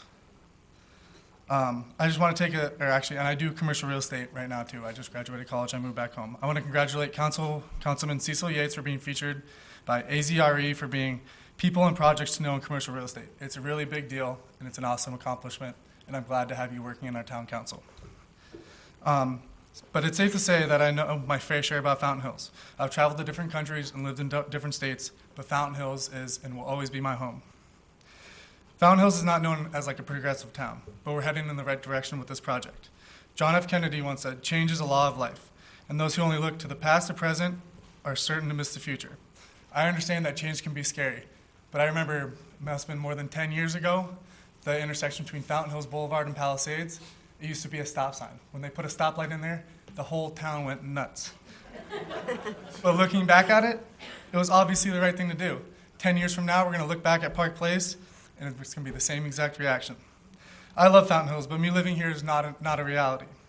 It's not that I'm unemployed, uneducated, or irresponsible millennial. I'm unemployed, I have 2 degrees, and I always finish what I start. Reasonably priced upscale living does not exist here. I have very limited options, and with the options I do have, I'm better suited to take my money to Tempe, Scottsdale, or Mesa. If I may speak for my peers, we all would like to stay in Fountain Hills. Where else in Arizona, the country, or even the world can I look out my window and see a beautiful park, majestic mountains, or a world-famous fountain? Is it hard to believe that We would like to be in walking distance between a nice cafe area, a good bar, or just some good family fun. Obviously not. I'm Park Place's target market, and I think this is a fantastic idea. It's not only about you, me, even the millennials. It's about the children in this town. It's about the town school system. As I mentioned earlier, I grew up in this town. I know a lot about it. Growing up, there's nothing to do. Having a thriving downtown will give these kids, give them something to do what they so desperately need. This has been a main concern of Fountain Hills the whole time I've been here, my whole entire life. Give them a place to hang out, to shop, a place to keep them busy instead of running around in the washes in the street or even playing video games. With millennials starting to have children, they need places to live in town, or the school system will become even more underattended, underfunded, and understaffed. With the addition of transitional upscale housing in Fountain Hills, it will bring more jobs, more children, more affordable living houses, more small business in the thriving downtown, and more tax dollars in the school system and the town. I'm in full support of Park Place, and it'll be a great addition to a great town. Okay, and that was Tyler Bode. He lives in Fountain Hills, for the record. Thank you. Jerry Next. Kirkendall, Amber Lee Dabrowski, and Janine Mayu. Hey, Jerry. Council, Mayor. I'm Jerry Kirkendall. I've been here since '79. I've had a business across the street for over 30 years. I want to see something developed over there. But when I built my building, I said, how high can I go? And they said 27 feet. I said, why is that? They said, because of parking and views. And I said, okay. So I went 25 feet. Right after that, all the other buildings around me start going 40. But that's, I think we should stick to the 40. I'd approve his right now. If you say he can go 40 feet, if he says, okay, get this over with tonight. But this reason of, we don't have young people, it's because of things we've done in this town. We don't have a swimming pool. We don't have miniature golf. We don't have a bowling alley. We don't open. We don't have things that we need things to do. People are moving out because there's nothing to do, like crazy. I had a lot of young ladies that moved to this town, but it was just too boring, and they moved. These are people that make money and wanted to spend. We're losing our spenders. Your older people, we need all ages, of course, but the ones with a lot of money, they're gone most year. The others here, they're on fixed incomes. They don't have all that money to spend. If we'd be more generous, pay our teachers better, get these other things going, we wouldn't have to be taking out bonds for roads and things. We would have the money to do it. Where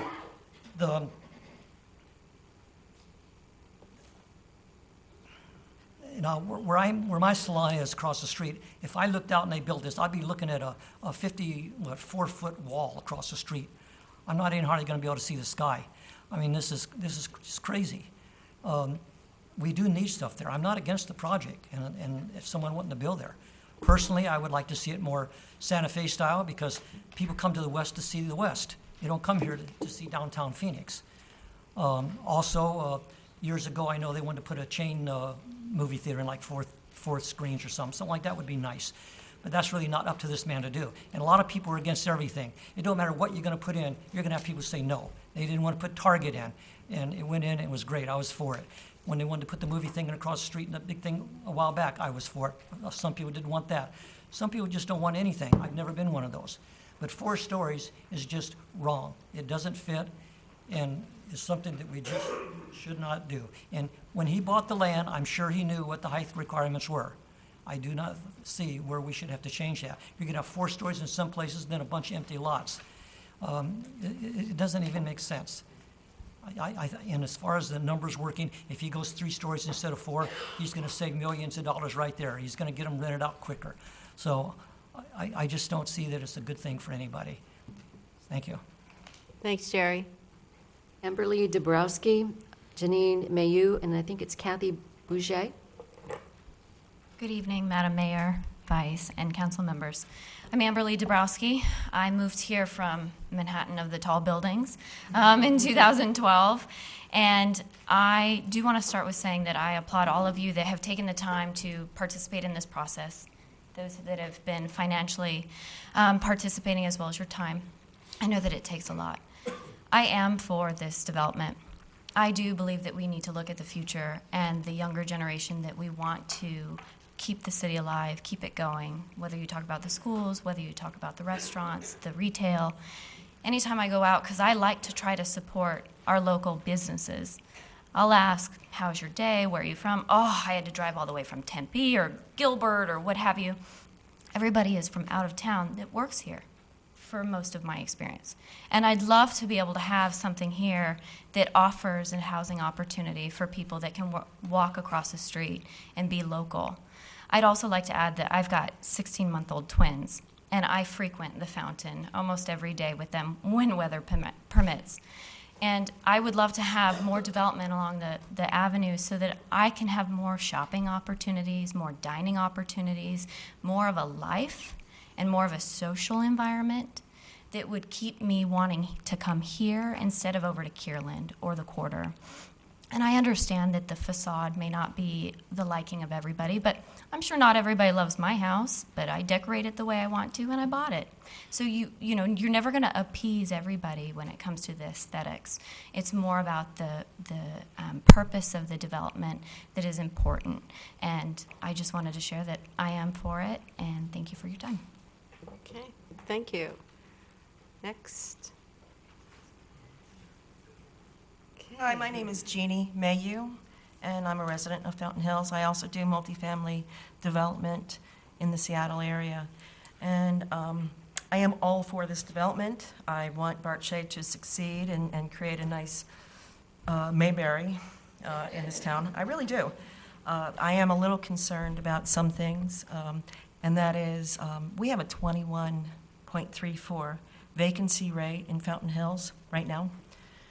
We have a kind of a white elephant on the lake that isn't fully rented. It still has vacancies. It remained empty for years. And I worry that, you know, Bart wants to create Mayberry here because he lives here and he really cares about Fountain Hills. But I'm not sure that he's done his due diligence on whether or not this will succeed for him. And I don't want to see him go bankrupt, but these are some of my questions. Usually when you do a massing study, which he kind of presented to us, you have the surrounding buildings to compare to. He didn't present that to us today. He's been doing this for 2 years. So I would expect that'd be the first thing that was done from an architect.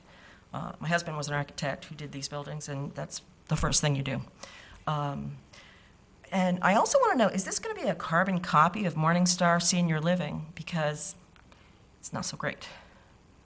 And let's see.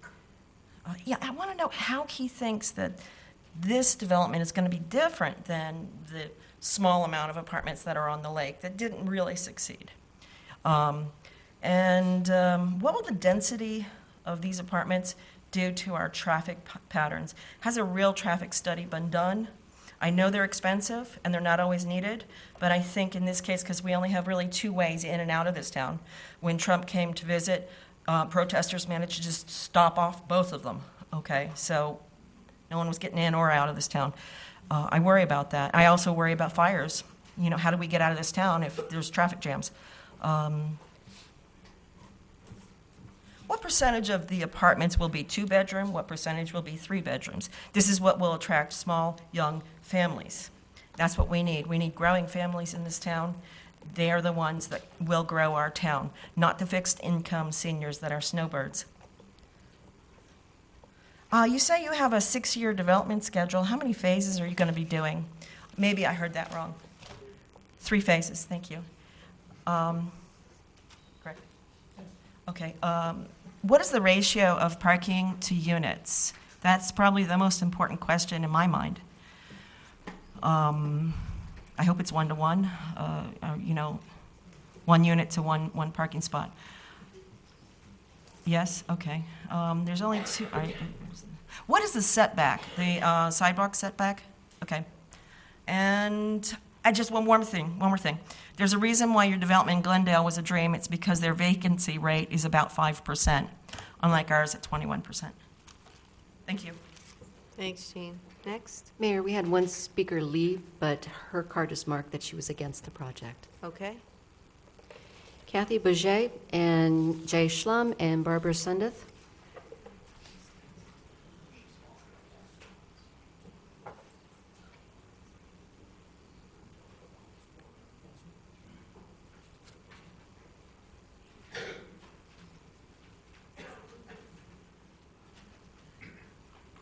Good evening, Madam Mayor, Vice Mayor, and council members. I appreciate all that you are doing to consider these issues. Certainly, there is a need in Fountain Hills for development, but I want you to consider, with all honesty, the look, the appearance of these buildings. I looked at it, and I look at the beautiful little clock that we have at the end of the Avenue of the Fountains. That is, to me, something more I would rather see in the concept of the design of these buildings. I would rather see something that we present to children and families that show that we care about the appearance of our town. I do not, I support the people who say that they do not appreciate the 54-foot elevation. I do support the fact that we do need one-bedroom apartments to help younger people find a place to stay. But I do also think that this council has a very difficult decision before it, and that is, can we actually, with all due respect to everyone in this community, block off the view that we have from our own beautiful buildings, the view that we have from where we hold meetings for the senior citizens, the musicals. That is a gorgeous view that we see. To look at patios that come out and come forward is illogical. I have been a resident of Fountain Hills for 33 years, and I'd like to see something that is a true legacy to how we want to see Fountain Hills presented. Look more to Castro Valley, California. Look more to something that Santa Fe, or something that is of value and integrity and certainly defines the two mountains that surround us, because Fountain Hills is very unique, and it's one of my favorite places in the whole world. Thank you. And you are a resident of Fountain Hills? Yes, I am, and Just want to get that on the record. Thank you. Yes, you did. Kathy Begay. Jay Schlum, Barbara Sutta, and Todd Bretto. Evening, Mayor, Vice Mayor, Council, staff. Good to see you. Thank you again for your service to our town. I know you do it for the big bucks, you elected officials. You're $400 and $600 a month. Yeah, you should know that. Well, I'm Jay Schlum, former mayor of the town, preceding Mayor Kavanaugh. Lived here since I was 12 years old. I must have hung out with Tyler Bodie because he grew up here too. We must be the same age. Like most everybody in our town, we want our downtown to finally take shape. We want retail on the avenue, and we want residential above. The Park Place plan has taken into account what is needed for sustainable development. In order to support the retail businesses year-round in downtown, we need year-round residents to live near and in our downtown. The vibrancy and commerce from hundreds of year-round residents living in our downtown is very exciting. Some parts of the buildings are higher than what would typically be permitted. I believe this is primarily due to the slope of the land that's being developed. Drops off more than 60 feet from Town Hall down to the Saguaro Boulevard. So the ends of the buildings, the lower ends are going to be taller, and as you saw in the renderings, the buildings on this side of the avenue are going to be sunken into the ground. It's all due to the slope of the land and the need to maintain a level residential floor above. The height of the building, therefore, will measure higher on the end and lower on one end.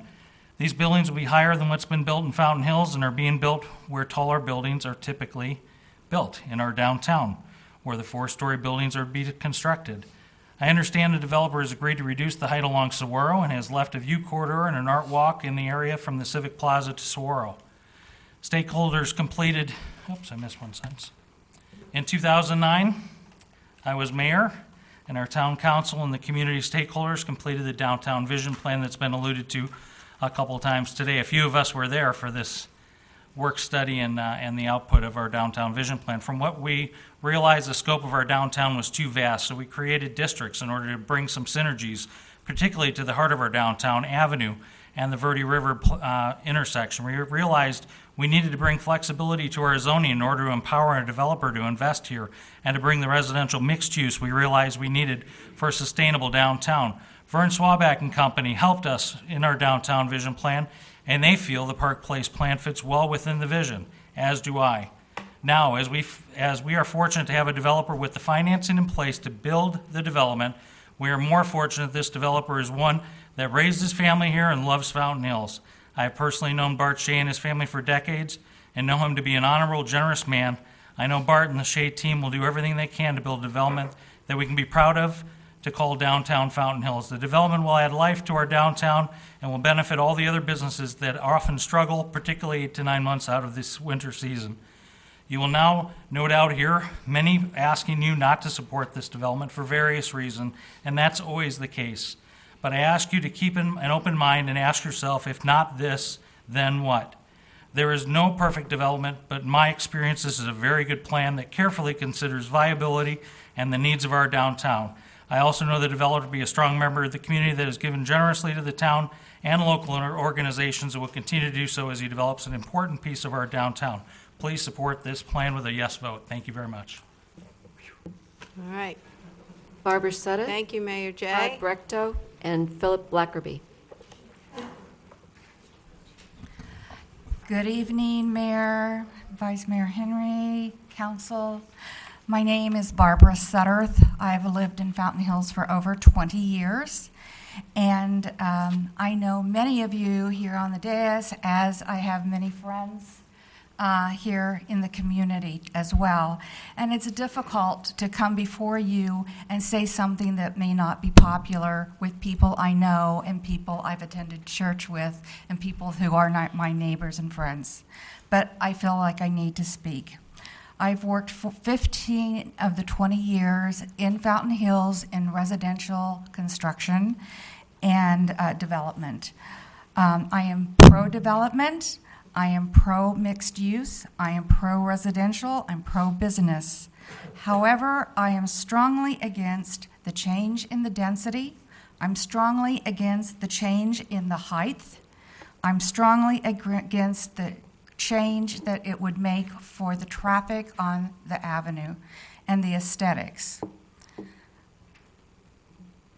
I urge the council to reject this plan. I do not feel that it fits into the aesthetic of Fountain Hills. I think it will have a negative impact on the character of our community. And if approved, these buildings will stand for 100 years. And people will say, what in the hell were they thinking when they drive by? But they're already up. So I think we need to make the right decision, not for our community, not just for the developer. I've been in that situation. Not just for the financer. I've been in that situation too. Not just for my personal friends and community members. We need to take into account what's good for our community and not what's just good for this one development. Thank you very much. Thank you, Barbara. Next. Todd Brechto, Philip Blackerby, Tina Gleisner.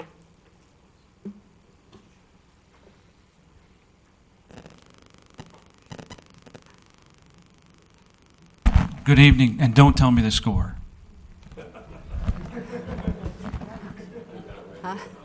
Oh, no. I don't want to know. I'm going home. Oh, no. My name is Todd Brechto. I'm a resident of Fountain Hills for 22 years. And I know I'm only 40, but no, just kidding. I want to let the council members know and the mayor that I'm in full support of Park Place. And A couple of the reasons why I'm in full support. Mr. Jay speedily went through his speech, and I would have to agree with Jay Schlum on a lot of things that he said. And the biggest part of it comes up, if not this, then what? And a lot of people think they have the idea of this or that, but I don't want that. Maybe you want that.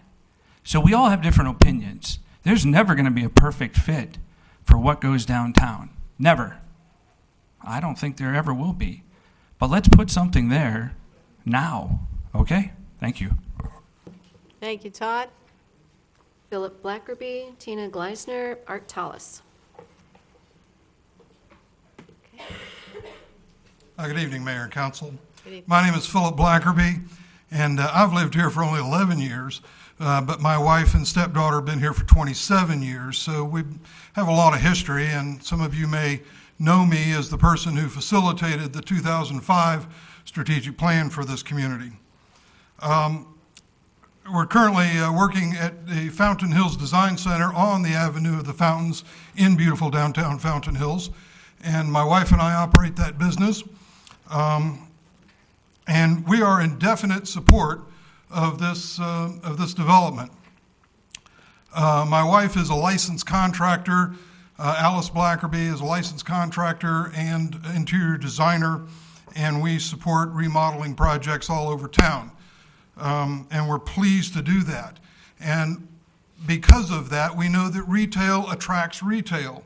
And so the more that we can put retail downtown, the better off we're going to be. This project will generate property taxes. Those property taxes will help us to pay off our bonds earlier. They will also increase our capacity to sell bonds so that we can support our infrastructure needs throughout this town.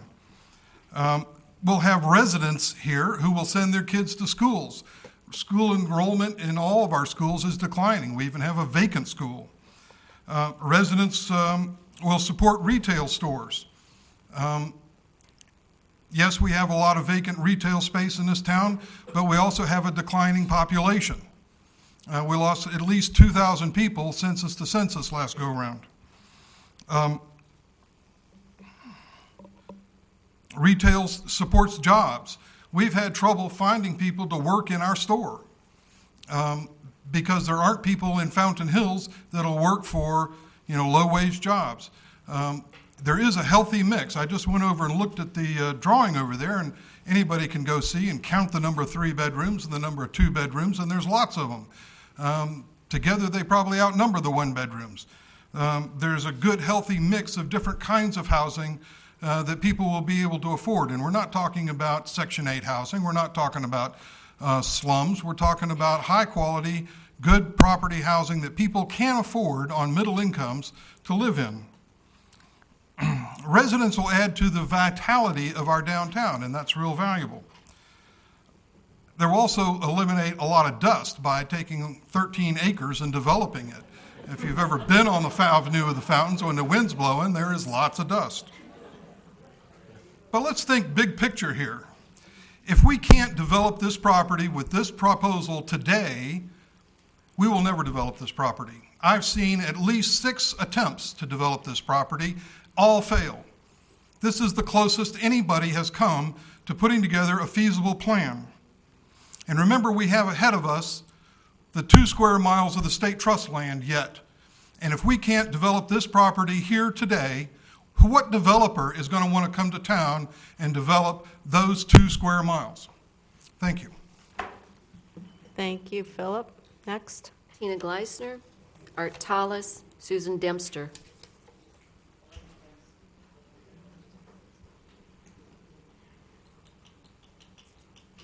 Thank you for the opportunity to speak today. I guess I'm a relative newbie. Okay. We bought our house here 2 years ago. State your name. Tina Gleisner. Thank you. And I just want to share a couple of things, and I'll kind of check off all the things that have been said already. But I am concerned that the current proposal is going to change the look and feel of the community that we bought into. And we've seen that happen before. We came from Portsmouth, New Hampshire, And when we moved there in '99, it was a very small, down-to-earth, artsy community. And with all of the downtown development, the buildings are probably 6 to 8 stories tall.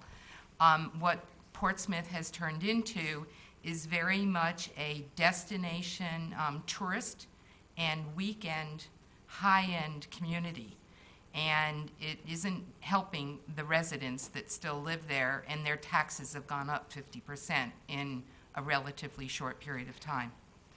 So I just want to point out a couple of things that I'm really concerned about, because I feel like we have a development proposal here, but that's only half the solution we need.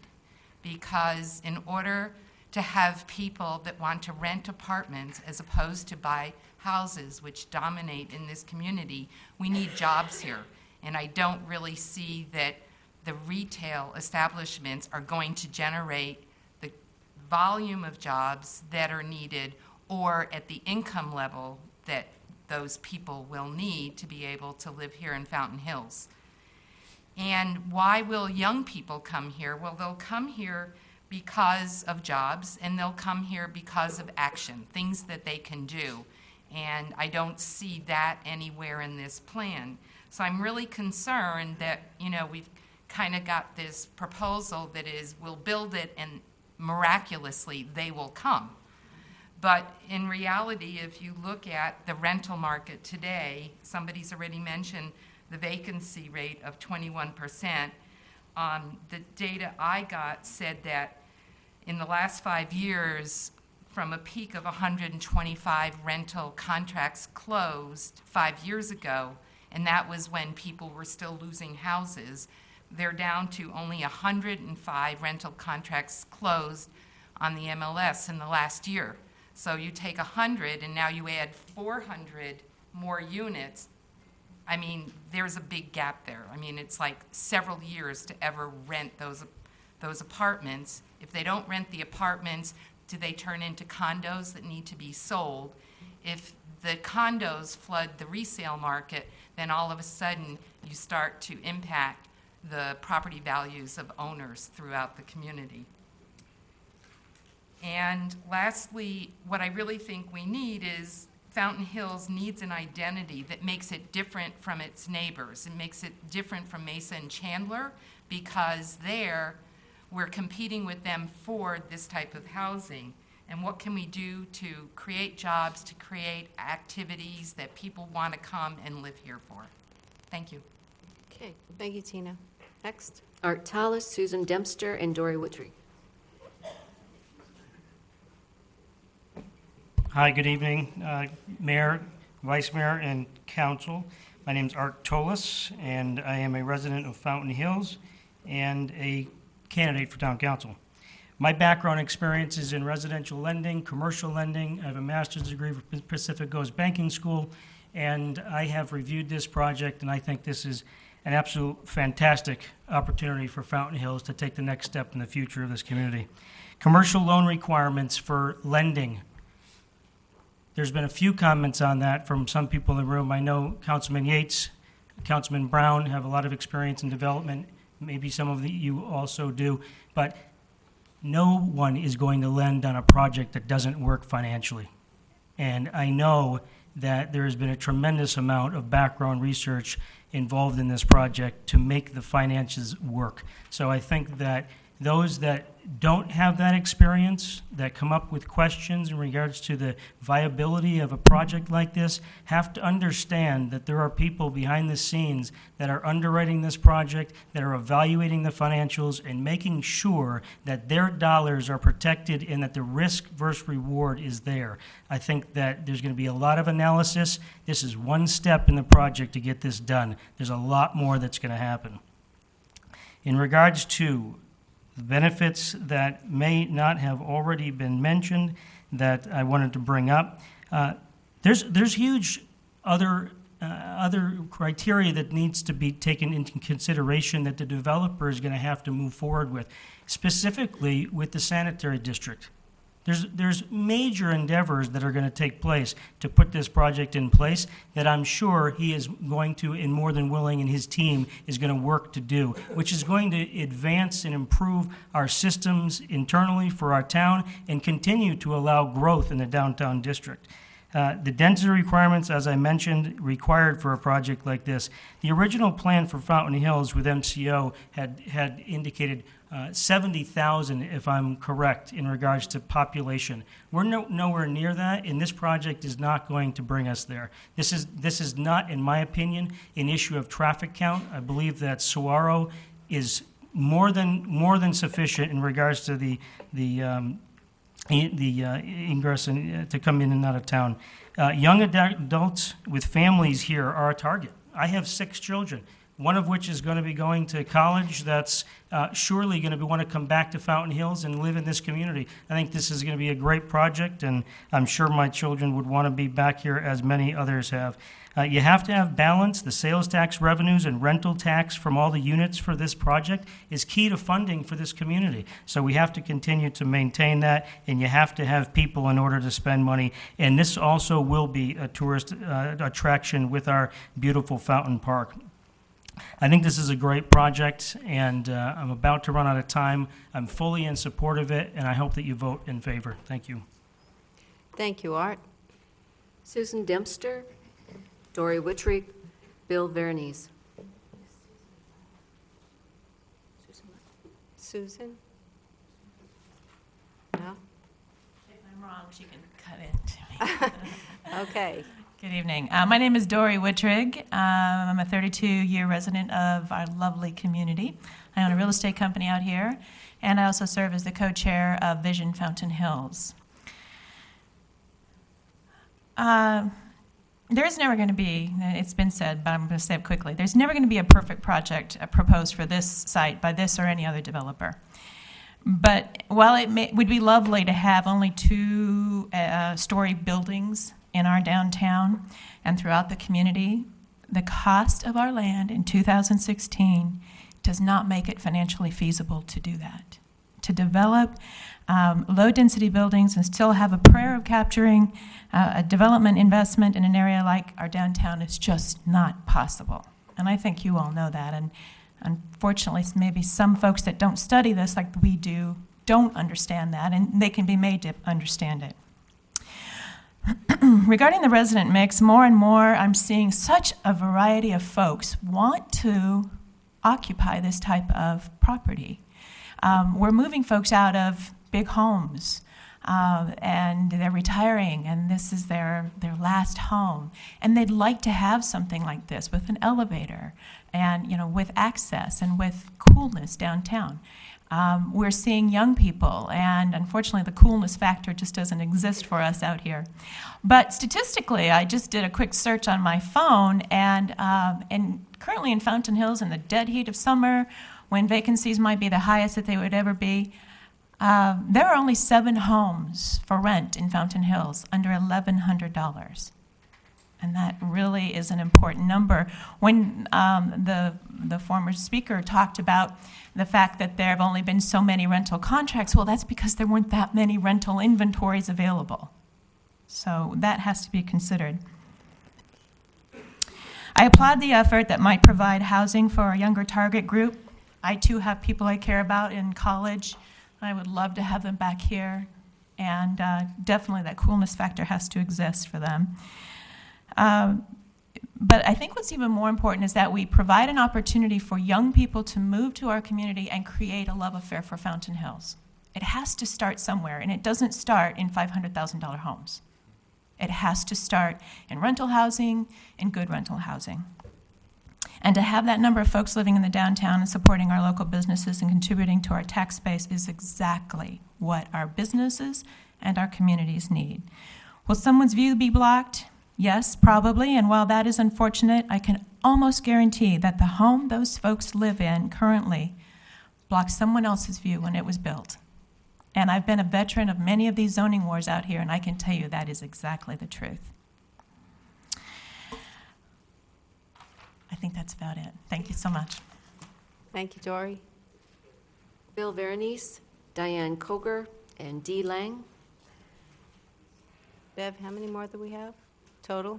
Those are our last cards. I did have one more speaker card submitted. They did not want to speak, but they wanted you to know they were concerned about height and traffic.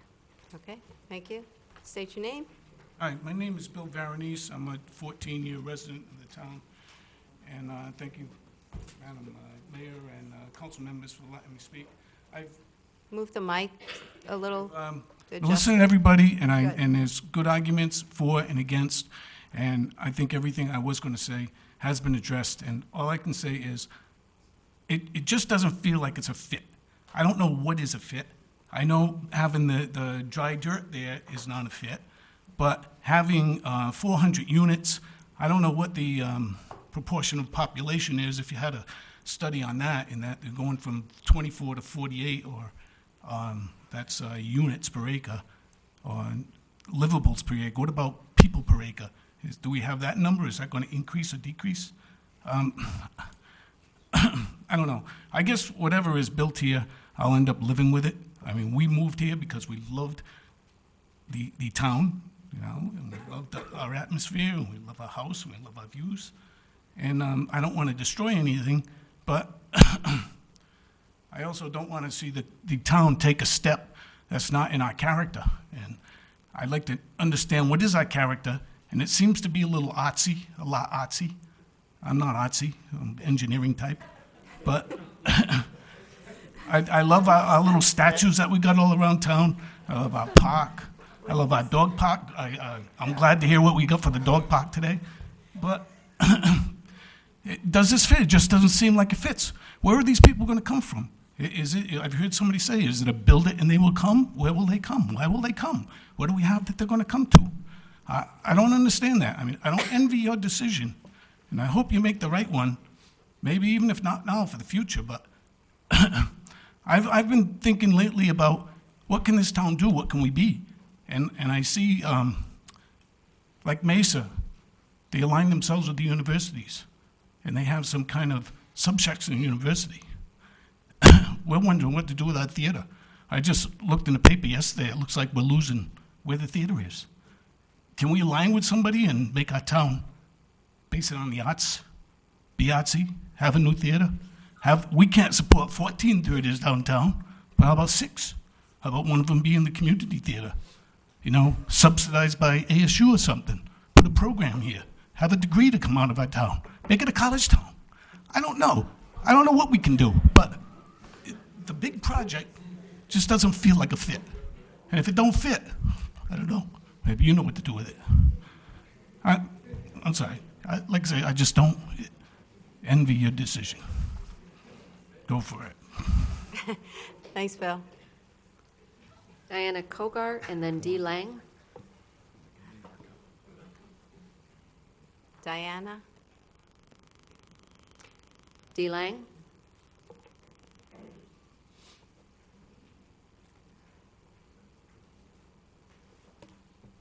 Good evening, Mayor and Council. My name is Dee Lang, and I am a full-time resident of Fountain Hills, and we moved here 3 years ago because we loved this community. We vacationed in this area, and this is where we decided that we wanted to retire at. Yes, I'm a retiree, but I'm a young retiree.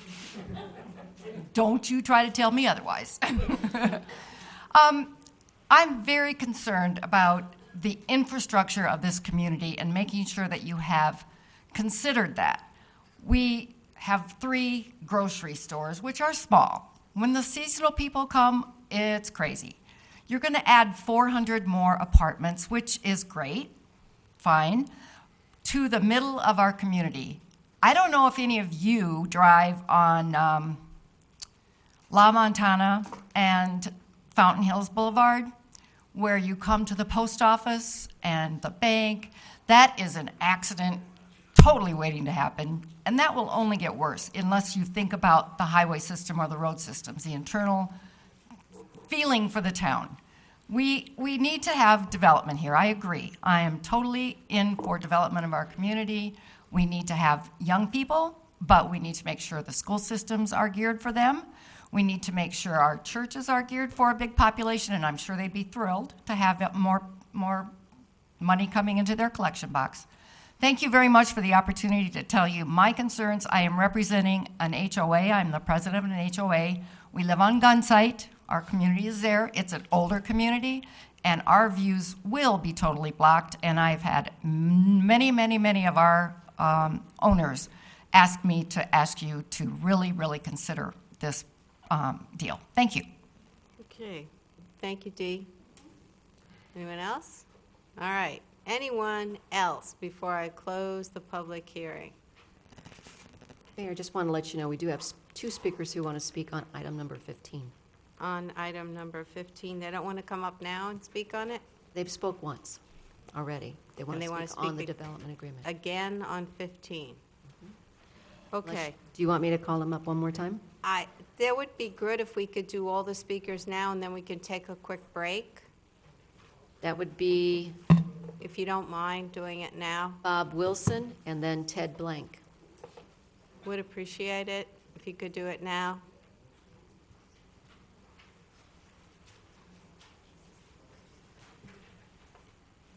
I'm still Bob Wilson. Thank you, Bob. Appreciate you coming up now. It's not all or nothing. I heard the best idea about this whole thing since it all started a year ago, whatever, and that is to consider 3 stories. Oh my God, can you imagine a compromise like the Republicans and the Democrats? I am very involved in several areas of the town's proposed areas for economic growth. I am truly passionate about developing our town in a way that's best for all. But we've lost our way here. I mean, everything I've heard argues for a compromise. Everything I've heard today, and I didn't come in here thinking a compromise, but or I thought maybe the compromise would be back to the original 2. But 3 stories instead of 4 is a 50% increase. It will be a whopping 200 people who there'll be 200 people less on average in the apartments. That's it, out of 22,000 people. That isn't going to make one bit of difference if everything is at 3 stories, and it's going to make a hell of a lot of difference in terms of the views and also the character of our town. It's going to make a big difference between 3 and 4 stories, 54-foot buildings. And it has nothing to do with whether the land, the topography slopes down or not. It's still 54 feet. So right now, if we stay at 4, there's going to be a lot of people not seeing our iconic fountain. There's going to be a lot of people not seeing 4 Peaks. There's going to be a lot of people where I live that's certainly true at the Village of Town Center. But even when you're at the Centennial Circle, even when you're in the library, coming out of the library, or if you're in the Civic Center, you're not going to see it. I mean, that's outrageous that we're going to insist we have to have apartments for 200 more people and take away one of the most important parts of this town, and that is our views, and that is our fountain.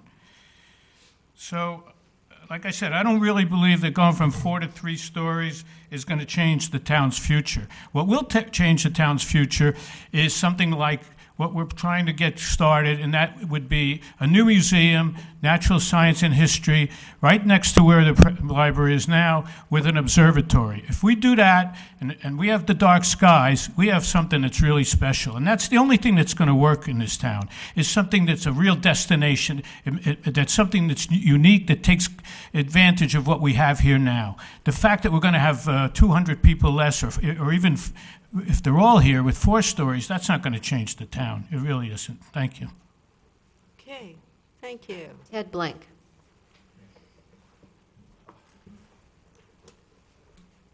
Thank you. The reason that I submitted 2 cards was simply because I know that tonight you're going to take 2 votes, and I assumed that there would be 2 discussion periods, but I'm happy to make the last point that I had here. I feel that I would like the members of the council to vote against the resolution for the increased density. But if you were to vote for that resolution, I would hope that you would do so only if you intended to stipulate in the development agreement vote that would follow that the heights in the projects would be limited to the existing 40-foot height and that no higher than 3 stories. Increasing both the density and the height restrictions at the same time, I think, opens up some vistas of change that we can't really anticipate here tonight, because now there are 2 dimensions that are now free. We have increased density and we have increased height, and the combination of those 2 can be massaged into configurations that aren't listed on the charts over here. We don't know what the combination of those 2 increased height, changes would be at the same time. So I think that one or the other of those 2 changes should be as far as the town is willing to go in terms of compromise. Thank you. Thank you, Ted. Appreciate you coming up at this time. Are we good now? Yes. Okay, so I will now close the public hearing. And I'm also going to call a 10-minute recess. I gotta. Yeah.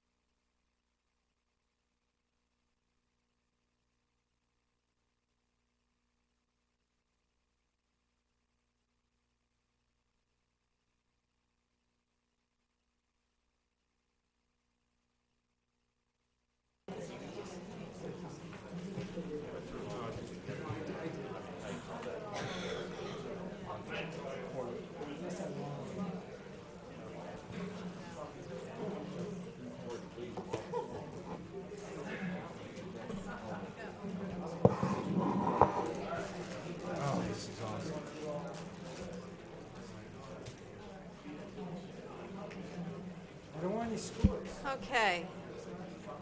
All right, everybody settle down. Thanks for hanging in. We found one more that we just want to mention. Mayor, one more speaker card. They do not wish to speak, but they wanted the council to know they were for the project. Okay, and I just want to thank everybody who took out the time to come here to speak, whether you were for, against, or somewhere in the middle.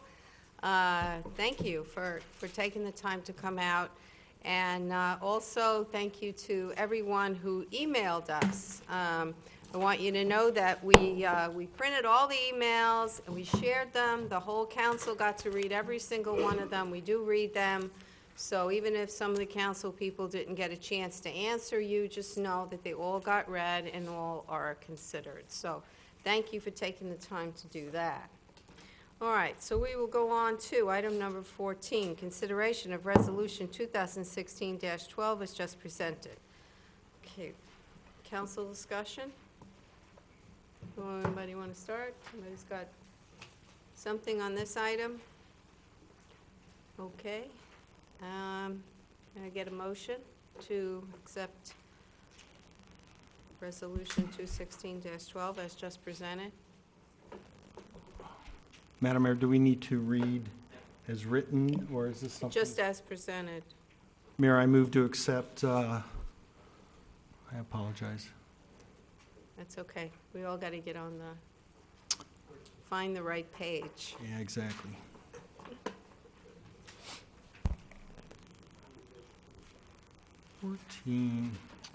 I move to accept resolution 2016-12 as presented. Can I get a second?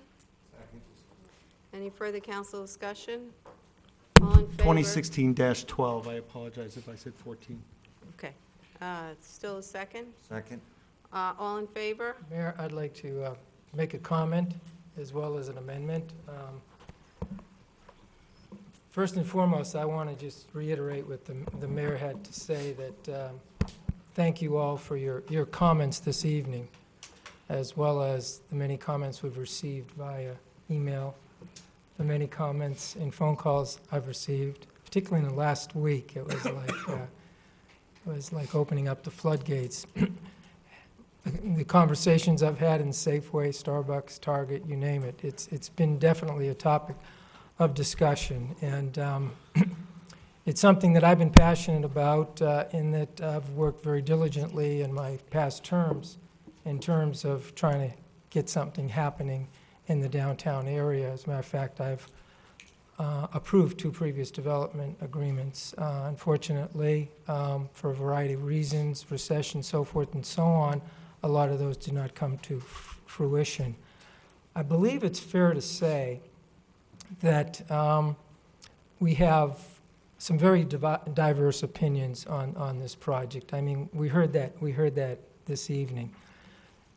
And I appreciate the fact that we can have a dialogue like this. I was walking out and someone mentioned how civilized it was, and it was, maybe with one exception, but other than that, it seems like things worked out really well. I'll be short here before I make my amendment. What appears to me to be a common thread through all of this is that everyone wants a development downtown. Everyone wants a mixed-use development. The tough part, of course, is the intervention. What does that look like, and how does it intervene? Yet we know, and we've heard this evening, and I've heard this for the last several weeks, the biggest hurdle appears to be the height of the project. And we know that that is driven by the proposed increase in density to 45 units.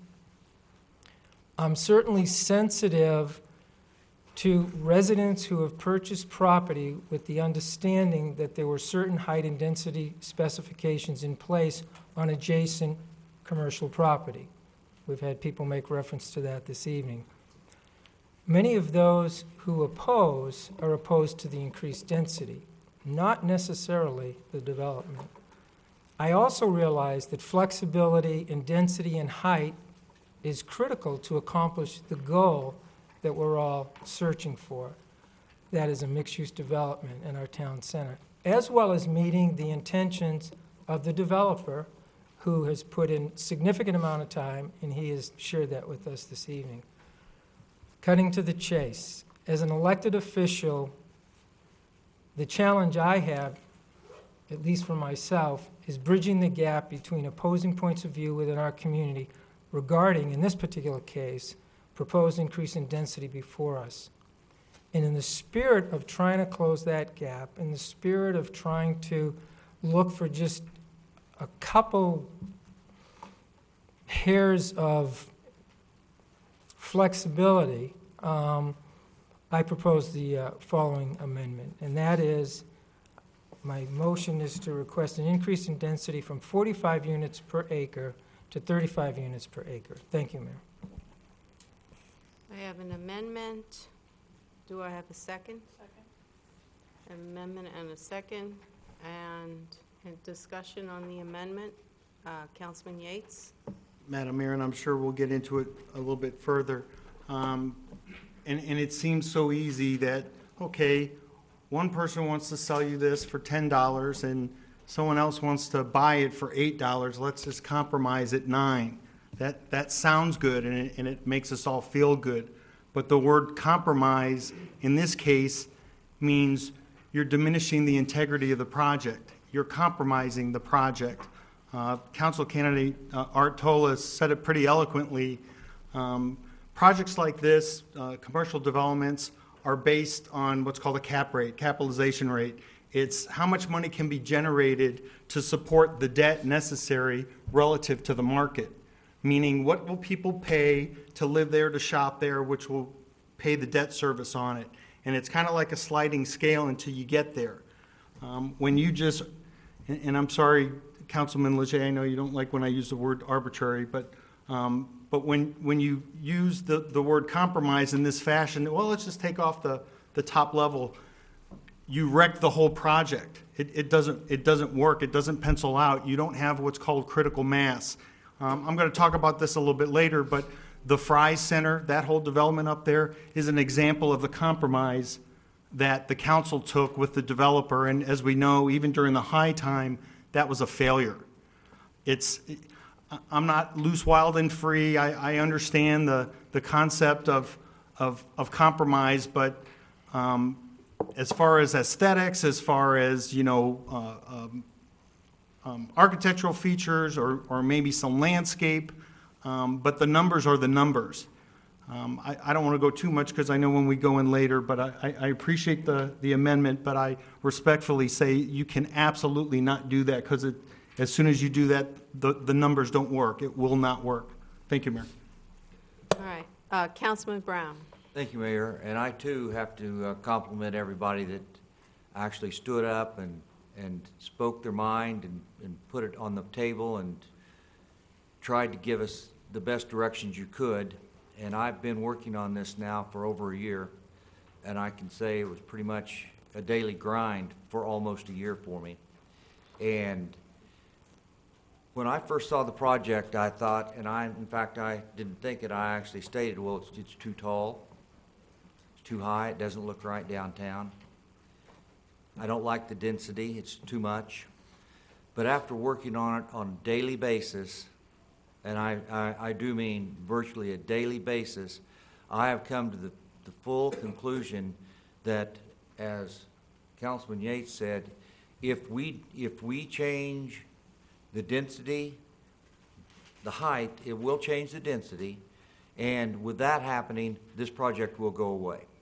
And for the first time in the 30 years that we've had the lush weeds growing on the south side of the avenue, we finally have a developer that is coming to town that has a handful of money. He's not out trying to build a theater by selling junk bonds, and that's why that theater project went away, if you didn't know. He couldn't sell his junk bonds. And we've got a developer that's coming to town that has the money in hand to cover up the dirt on the south side of the fountains with a project that, no, it might be a little taller than what we want. And yes, it might be a little too high in density. But I haven't seen in the 20-some years I've lived here anybody come to town and say, I've got the money, work with us a little bit. So I'm saying, yes, it may be a little too tall, but it's okay. And yes, it may have too much density, but it's okay. I've worked on it and I've worked through it, and I've convinced myself that no, it may not be the best project, but it's a project that is here, and if we don't take it, 40 years from now, we'll still be chopping weeds on the south side of the avenue. Okay. Any other discussion on the amendment? Okay. Mayor, if I may, I'd just like to make a comment. We have opposing views here, that's what we do. That's what's beautiful about democracy. I believe I have a fiduciary responsibility to the residents and the community as a whole, as well as the business community. The amendment that I made was not in the spirit of a compromise. If you look at those numbers, that's far from a compromise, particularly when we were at 12, we went to 28, and now I'm proposing 38, which on the acreage is an addition of about 100 units. That's less than a compromise. I want this to happen. I understand the finances. I'm simply representing the view of the residents. I think we have a fiduciary responsibility. What I'm finding is happening in this town, and it's a struggle for me, is that every time we build something, there's someone, a resident, that's adversely affected because they built something or bought something with a kind of contract with this governance in town based on standards that are in place. And when the standards continue to change, that catches my attention.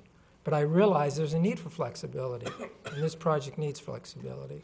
So I just wanted to toss that in. And I respect these gentlemen. They're both builders and developers, and there we go. Thank you.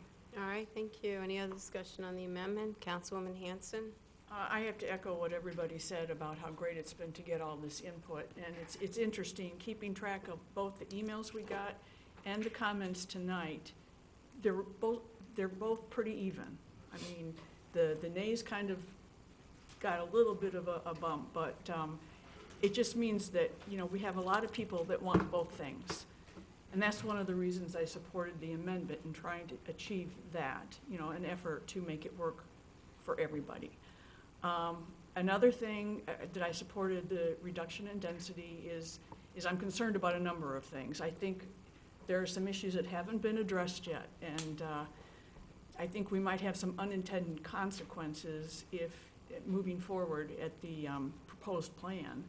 And we just heard, you know, from other districts that there might be some future developments in the works, and I think we need to look at how this might impact the sewer system and to see if we approve this higher density, if that's going to adverse future development in the downtown, because there'll have to be a major increase to the sanitary system, which the developer would have to probably pay a lot for, and it could be a lot of money.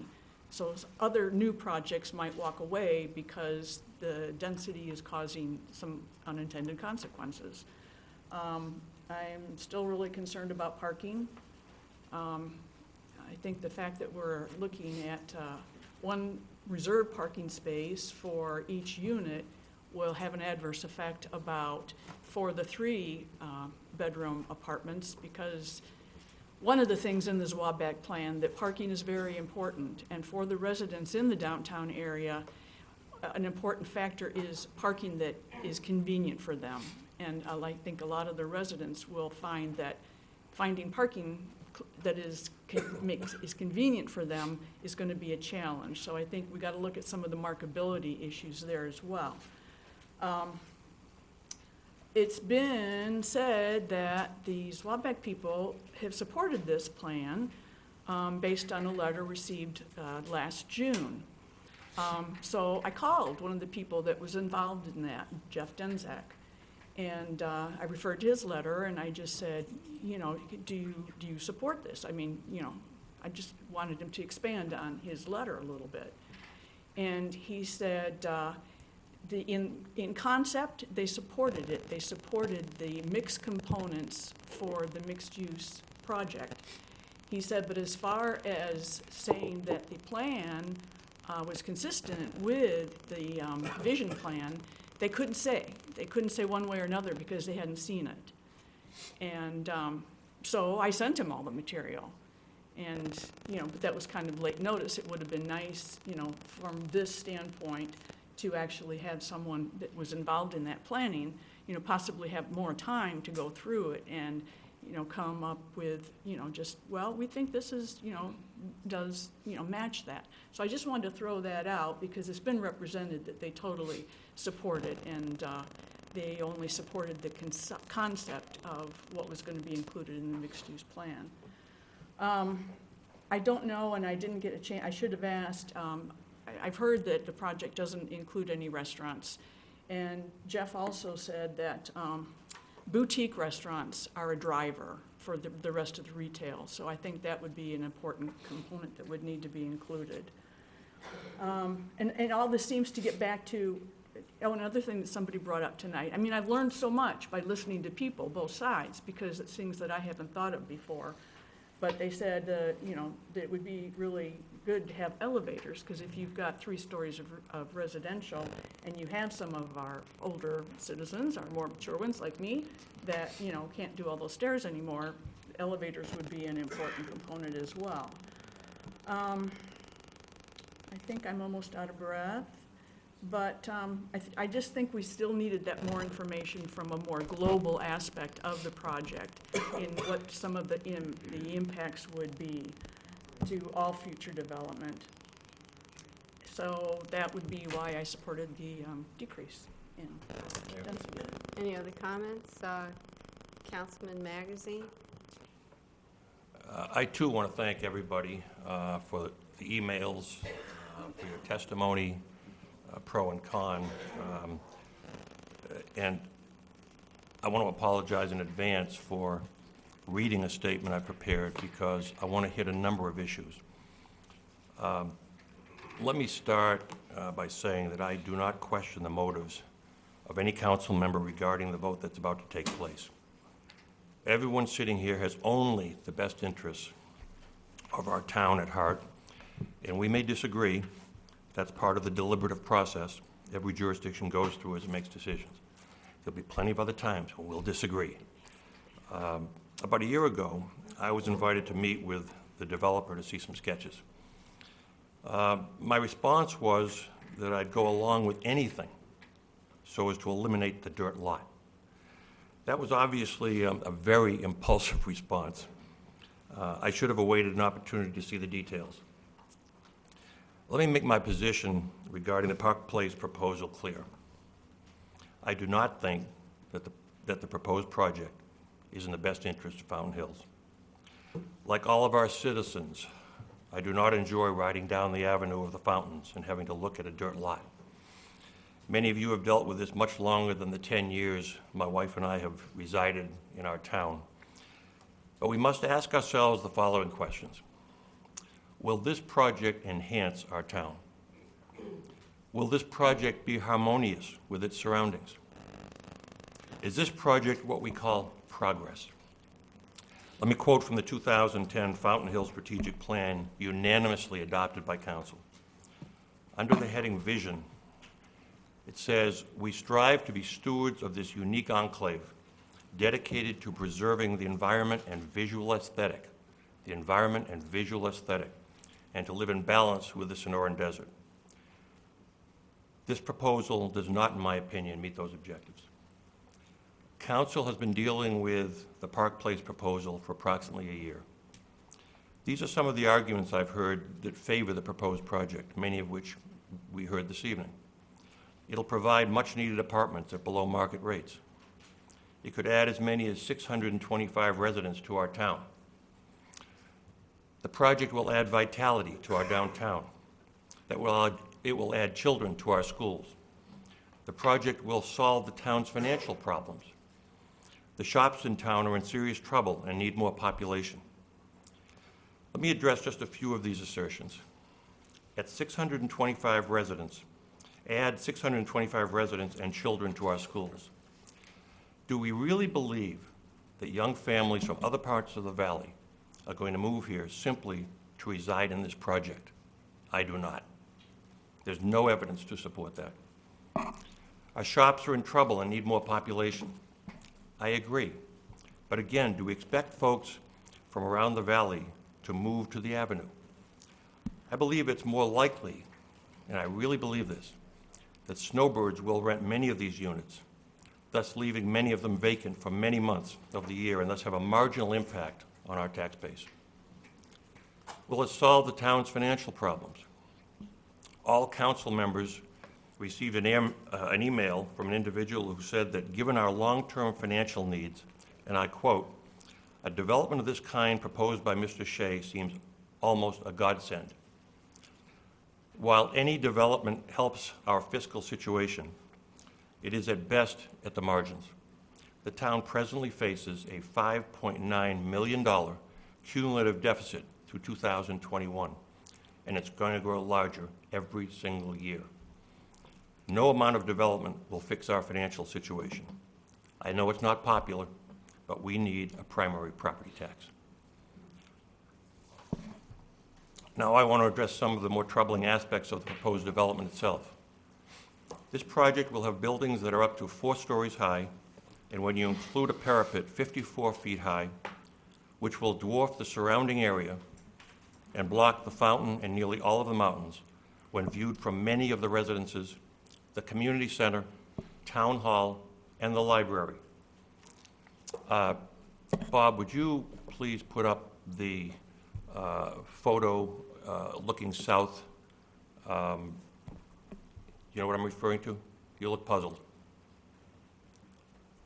Time with the slide. I'm supposed to do that during this session or not? Why not? Is that okay? He does that, or? It's okay. Yeah, you can find it. Which one am I looking for? The one facing south. So you're on the avenue facing south. Is it one of the slides from? Yep. Yep. Yeah. It's from Verde River.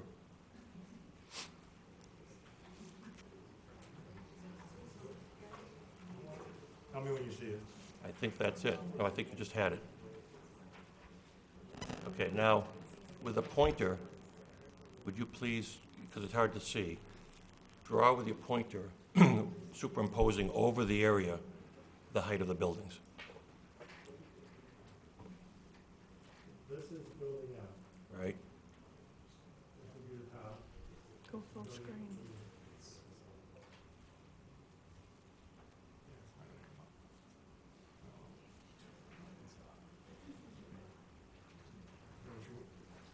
I just, okay, I just want people to see, sorry? Yeah, I just want people to see, if that were solid all the way across, I just want people to get a perspective as to what it's going to look like.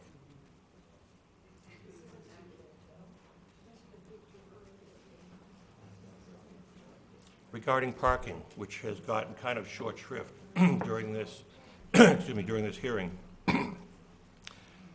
it appears that there will be a significant shortage of parking spaces. The development agreement allows a 20% reduction on required parking spaces for both commercial and residential. Many numbers have been tossed around during the last few months, and the latest is that last evening the applicant submitted a draft parking analysis with preliminary numbers, and I underscore preliminary. How are we supposed to make a decision on something as important as this when we don't know how many parking spaces we're talking about? What impact will the snowbirds have on parking? What happens when we have 200,000 plus people attending our 2 art fairs? And what will happen on Thursdays when the weekly art and craft shows and farmers market are on the avenue of the Fountain Plaza? I've heard it said that the town requires too much parking. Just look at the empty spaces at the Target Center. But the Target Center has only a 54% occupancy, and it's a retail outlet that cannot be compared with a residential apartment complex. This parking situation is an invitation to chaos. And finally, the design, which I call Art Deco, that's just my term, does nothing to enhance the avenue, and in fact is totally out of character with its surroundings. This may be the most intensive project ever proposed in our town. In fact, the developer said at a Chamber Policy Committee meeting at which I was present, "This is a massive building." Truer words never spoken. Remember the original questions I posited. 1, will this project enhance our town? 2, will this project be harmonious with its surroundings? And 3, is this project what we'd call progress? After very careful study, I can only answer these questions with a definitive no. As much as I want to see our downtown flourish by filling the dirt lot, I do not believe that this proposed project is the answer for Fountain Hills. Thank you. There's been a lot of issues brought up. Would the applicant like to answer any of those questions? Have you been keeping track of? I'd be more than happy to address. Okay, thank all of you. them. Councilman Lejay, thanks, Mayor. 35 units to the acre. The acreage on the property, the 9 acres, is creating the density. The market studies completed to sustain the amount of commercial that the town requires is driving both the height and the density of the project. Through 3 years of market studies to attain what is the critical mass to keep the functions of the downtown working in year 7. We explored condos, we explored apartments, we explored office buildings. We have 300,000 feet of vacant commercial property in the town of Fountain Hill today. 300,000. To make anything commercial on the town property, or on the avenue work, we first have to position that commercial property being built at a much lower rate than anything else. We have to perform it and make sure that it's financeable at 75 to 80% of anything else that's in town. That way we can fill that up. The only way we sustain that commercial property past year 7 is to make it an apartment complex above it. Anything else that we do, anything else that we go to in year 5 and 6, the commercial starts to fail.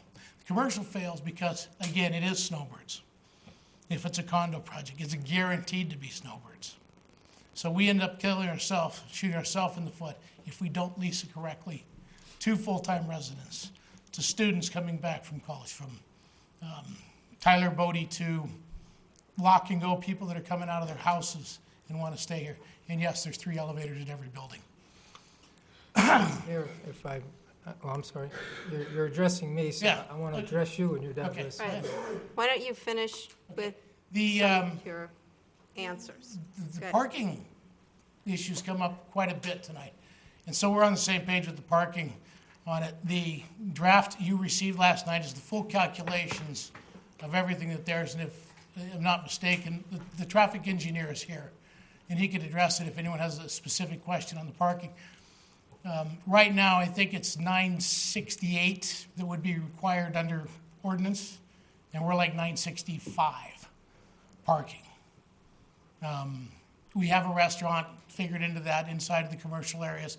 It is a boutique, it's 3,000 feet, so it could be 1,500 feet as a deli or however it needs to work for the parking on it. And heaven forbid, we actually have a real parking problem by retail downtown Fountain Hills. The residential parks all behind and up on podium and underneath to make sure they're all assigned spaces for visitors and for residents, so that we keep free, and it's in the, I believe it's in the development agreement, we keep free all the town lots to make sure no residential parks there. They're set up just for the commercial areas and how they work. All the assigned parking, we can't stop them, but of course, it's more convenient for them to park on the second level next to an elevator and go straight into their unit than it is to park on the street, walk through the breezeway, up the elevator, and then get to their unit. So a lot of the issues that have been brought up have been mitigated at this point. The traffic analysis has been complete for well in excess of a year. The reason it's called still a draft, the town hasn't accepted it.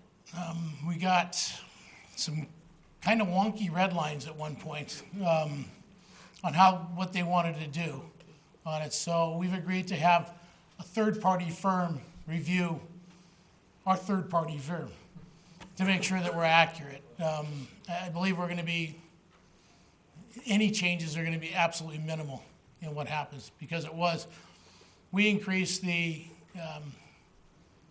and Bob, you're going to have to help me on this, I don't know if you or Randy were in the meeting, that we increased the original traffic count by 5% or 8% to achieve the new one, then had another meeting with staff, increased it another 10% on top of that to create the current market, or the current traffic study on it. At this point in time, the only mitigation that's needed, according to this traffic study, is to stretch the lines out on Avenue and Palisades, where you enter the double right and left. They just need more space to make sure they get there on it. Sewer. We have expensive sewer in the town of Fountain Hills. Very expensive. You pay the same sewer impact fee for a 16,000 square foot house you do for a 1,200 square foot apartment. It's very expensive. It's been well thought out. The Avenue of the Fountain has basically a single main on it that handles everything on the south side of the road. And any future projects on the other side of La Montana would be going back down the other way on the sewer. We've met with the sewer company. We have will serve letters. The capacity's there in both pipes and size. And the design is right now being changed a little bit to go out to the avenue and straight down and pick up all of Verde River and Paul Norden with the injection pump and well that's on town property now. So there has been a lot of forethought and processes to get to this point. So I'm kind of rambling, trying to catch them all, but your turn. Okay. Does anyone have, do you have another question for the applicant? Just a response to something he said earlier. First, I appreciate your efforts, and my position is trying to make something that works for you, for the community, for the residents who have fiduciary responsibilities regarding their own properties. I don't think it makes a difference. You said 35 and I said 38, and that earlier was stated as arbitrary, and it isn't arbitrary. I've done the numbers, and it's not an arbitrary decision. It's a decision based on what I've been hearing in the community and trying to come up something that's a bit more palatable with respect to the height. And I understand your financial challenges in this regard, and I understand the finances of it. You have a job to do. I have a job to do. That's what I'm doing here right now. The other item, too, that's kind of perplexing to me is that, and I trust your judgment and I trust what you just stated, but the notion that this is going to be a 6-year project, that's a long time. Yeah, you want me to address? Yeah, that's a long time period. 6 years of the development agreement is a standard operational function. As we run down the avenue on this, the first 2 phases of the buildings, C and D, contain 230 units of for rent, Sure. and 4,000 feet of commercial. The next building down, E, which is going to be maybe a for sale product, a little bit of for sale product in that section. I got talked into dropping some commercial on F and making brownstones, which don't rent really well. Sure. What you don't do as a developer is you don't compete against yourself.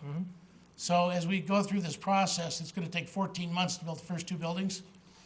It'll take 13, 14 months to lease them up, both the retail and the residential. The last thing I want to do is start another building and get it going before I've leased the first one. So market rate's going to dictate how that works. The 6 years was a compromise to give us enough time to build it, lease it, and keep moving down. It's also contingent on our financing to get phase 2 going, to not compete with phase 1. That's why phase 3 is a full rental product again, mix of 1 and 3 bedrooms, to make it work better and not compete against phase 1. Thank you for that, and I appreciate your explanation. I'm familiar with development agreements in 6-year time periods. You stated something that I've heard throughout this project. As a matter of fact, when the project first started, when I asked serious questions about it, I kept hearing market-driven. So what occurs if you complete phase 1, and I know you don't have a crystal ball, oh, maybe you do have a crystal ball, I'm not sure, and the market is not giving you an indication that you should do phase 2 and phase 3, what then? I'll have to readjust on the for rent product, go to a for sale product on those two, meeting the same size and requirements and unit counts. Okay, that's fair. That answered my question. One last one. When I went to the P and Z meeting, you had mentioned something about building A, B, C, building C, having a lot of three-bedroom units. Is that an accurate statement? Typically on an apartment complex, 3 bedrooms are a loss leader. You'll put them in, but there won't be a ton of them. Okay. So you'll do 6, 7, 8% 3 bedrooms, corners on buildings, and see how they work. Because of the market, the very distinct market in Fountain Hills, we're carrying, I think it's 30%, 10% on 3 bedrooms. And 30% on 1 bedrooms, which is the makeup, the rest of the makeup is into 2 bedrooms. And there's probably, right now, is there 5 different 2-bedroom plans? Yeah, with den options that give extra rooms. Yeah. I simply asked the question because I've lived in apartments for many years before I started getting gray hair. And You get gray hair? well, it's starting to come in, Bart. I know it's hard for you to believe. 15 years. The concern I have is that in the development agreement, it's 1 parking space per unit, and when you have 3 bedrooms and 2 units, 3 bedrooms and 2 bedrooms, there's a probability that someone, particularly if we're trying to attract families, there would be more than 1 car in that family. I don't have 1 per unit. What I have is I have 960 for 400 units, the double in retail. In other words, 400 units, that's 2.5 per, just at 900. Okay, the development agreement says 1 per unit. It says down to 1 per, and it's basically set up for building F, because when I take that and I make that brownstones on that corner, I end up in conflict with the TCCD zoning for how close I have to have a stall. Sure, absolutely. Bart, thank you so much, and Mayor, thank you for allowing me the allotted time. Council Magazine, you have further questions? Just one question. I'm just picking up on your last comments about 960 spaces for 400 units. Is that what you said? Mm-hmm. How many dedicated spaces are there? On phase 2 and 3, I haven't gotten to that point yet. I'd have to look up the analysis on phase 1. Okay, how many for phase 1? We have 690 stalls in phase 1, Wade? Yeah. We're around 650 to 690 on it. The dedicated stalls, each unit will get 1 dedicated stall and 1 guest stall.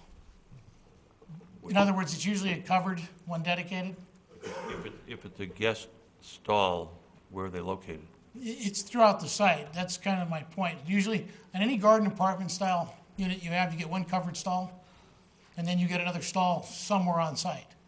Whether it's dedicated and it's 3 blocks down or it's 2 blocks over, that's kind of how it works. Thank you. Councilman DePorter, do you have a question? I don't have a question for Bart, but just a comment. So if you want to sit down, you're more than welcome. And bear with me, I speak in bullet points. I work for a tech company, so I wrote down bullet points that I'll go over based on some of the things I've heard tonight and over time. I'll just start off by saying, I'm slowly moving out of that young person status that you're looking for, right? I'm 39, I have that 5 and 2-year-old. I moved here for the exact reason, one of the reasons that this thing can really help provide the avenue. You mentioned it's creating Mayberry, and my first thought was, you're actually creating Main Street. You're helping us create that Main Street that has a sense of place. It's walkable. It's that mixed corridor that people are looking for. This really excites me for those reasons. Our school district will flourish, not flourish, it'll hopefully get closer to that, to flourishing again. I have a son starting kindergarten here. He's starting with a class, according to Dr. Sweeney, of about 60, 65 students, right? So if you just graduated high school, the average graduating class is 100, right? How about? So think about the pipeline now, right? So we're talking about the school district as a business, right? Because there's something that definitely it's the largest employer in town. Number one, it's what brings the families here. That's a big pipeline change. So 60-something students starting at 170 graduating, and we can only hope that a bunch move in between, right? Between when my son starts and when he graduates high school. This will help reinforce our local town culture by having it become more walkable.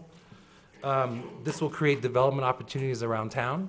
I think about what Mr. Shea said about what it could do for some of our existing businesses that exist in our very spread out districts. So think about Thrifty ice cream, right? If you have a body like mine, you love Thrifty ice cream, some way, right? So Thrifty ice cream, put a handle on your candle down there. The candle place is, you have to be sitting in your house being like, God, I gotta go get a candle, right? No, but those kind of boutique shops belong on Main Street. And I'm hoping that your development will draw all those in and create opportunities in those areas. So empty out that candle on a stick and the Thrifty ice cream shopping center, and no, hold on, and develop those and make them condos. Not you, someone, right? And make those the livable place, not the remote destination you have to go to think about buying a candle someday. We talk about character and character of buildings. The north side of the avenue it's eclectic, no doubt. Look at the designs of the buildings; nothing matches, right? This will give us an opportunity to set a tone on the avenue on both sides. I hope, I've been saying I don't know who owns the All-American building, but build some condos on top of it. No one has been up in that space ever since Brokers Alliance moved out. This will provide more opportunities, become a walkable space. Two final notes. One of our large businesses in town, Brokers Alliance, noted to us one of the things that they find on their exit surveys why they lose people is corporate housing and lack of viable retail. GPEC, the Greater Phoenix Economic Council, why do millennials move places? We kept talking, this is what we want. Urban living, walkable downtown, things to do. For me, this checks a lot of those boxes. And that is the greatest thing about our council is that you elected very diverse opinions, as you should. And it excites me to check the box that I'm excited where this could take our town and really create that sense of place for why I moved here. So I fully support this. Question of staff, please. Okay. Question of Bob? Yeah. Bob, a question, please? Councilman Magazine. I'm not in any way questioning the validity of what Art Shea said about the parking, but it surprised me when he said, what are you laughing at? It surprised me when he said 968 spaces. Does that coincide with the information you have? I only have the concept plan for phase one, so I don't know the entire project yet. We've been talking, I know that the ordinance would have required a little over 1,000 spaces in the ordinance. As far as what they're providing, we don't have all that information yet. Okay, thanks. Okay. I'm not going to repeat everything that was said in the essence of time. I'm in favor of this project. I don't have a lot of questions for Mr. Shea or his team because I was privileged to sit in on all the meetings and I was able to ask my questions then. So as far as, I will just say that I think one of the priorities here is our schools, and we have heard from our school superintendent who is in favor of this project, who says that, yes, he believes that this will bring kids in. If everybody is familiar with the Four Peaks condos across from Safeway, there was a study done when those went from apartments to condos. We were informed by the school that they lost 200 kids, and that's because the parents couldn't afford to buy those condos. And those condos, right now, we have found out, are more than half owned by snowbirds, and they're only here a short time out of the year, and the rest of the time the complex is empty. So apartments work for people who want to live here all year and who have a job here. We've heard from Brokers Alliance. They have jobs available, and they can't get anyone to live here because it's too expensive. We've heard from the other business community. We've heard from restaurants. They can't keep staff. There are actually some businesses in town, restaurants, that have actually purchased their own condos to rent to their employees because their employees can't afford to live here. So this might be an apartment that a teacher could live in, a new teacher to our school. I am very confident that it's going to bring kids just because of the history of the Four Peaks condos and how many children we lost because of that. I have a son who he's got a son now, but when he was single, he had to leave town and move to Scottsdale. You would think that Scottsdale is a lot more expensive, but he could afford to live there and not here, and he had to leave. He's back now. He's renting a small Gemini home. It's expensive. But he looks at the design and he says, boy, if I didn't have a son, or if I didn't, right now I'm getting ready to maybe buy my home, that's where I would have liked to live.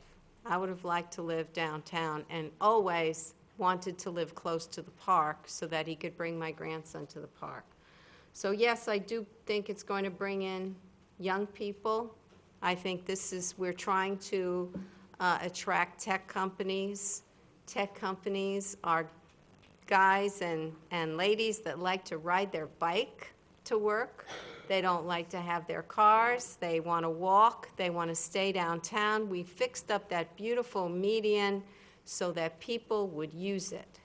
And the more people downtown, we want to bring music. We have so many wonderful events in town right now.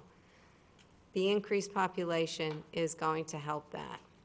But the business community has spoken very loudly on this. The Chamber of Commerce, you heard from our former mayor, Jay Schlum. You've heard from prominent business people in town who started their business in this town with the hopes that they would be able to make a success. Some of these people in town, their business is their retirement. And if we don't want them to close up. We would like some of them to maybe expand. They can't do that with the population that we have. We're a little under 24,000. We lose about 4,000 to 5,000 with the snowbirds. We need permanent residents, people who are dedicated to our town, people who will volunteer for our town, people who will be a part of our town, not come here for a month and then go somewhere else. So the business community, they are our lifeblood right now. The sales tax money is what pays almost all of the bills. We have to support the business community, and the business community is asking for this project. So I am fully in support of this project. I have spent so much time with this team, with these two guys to my left who are so experienced in what they do, that I think I could build my own shopping center soon. I've learned so much.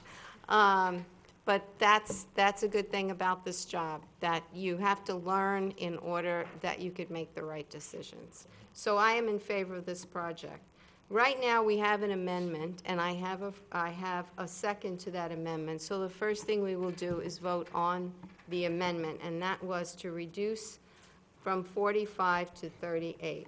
So I have a first and a second. Can I get a roll call, please?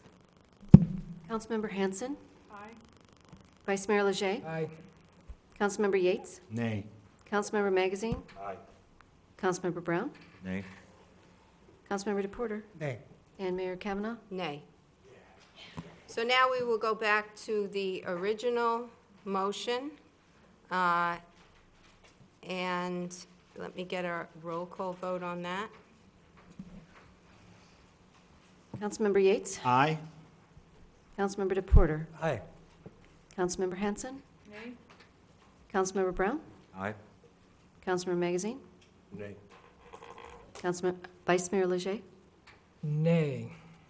And Mayor Kavanaugh? Aye. Mayor, 4-3. Okay, number 15, consideration of Resolution 2016-13, a development agreement related to the proposed Park Place mixed-use development proposal to be located at 16725 and 16845 East Avenue, The Fountains. Any council discussion on this one? Councilman Yates? Madam Mayor, thank you. We wanted to space this out so we could last all night, so we can figure. I'm from Cleveland, I am for the Cavaliers, and they were winning. Oh! I didn't say they won, I said they're winning. All right. Talk about I'm sorry. I have to drive to Mexico tonight, so bear with me. He does. I don't know. Long story short, I've lived here 10 years. I had this cool life in Cleveland, Ohio. I was in the bar restaurant business, mixed-use development, shopping centers, old buildings, and we sold everything and moved to beautiful Fountain Hills like many of you. I've lived here for 10 years. My wife's a local Girl Scout leader. I've been involved in HOA, planning and zoning, and now, of course, council.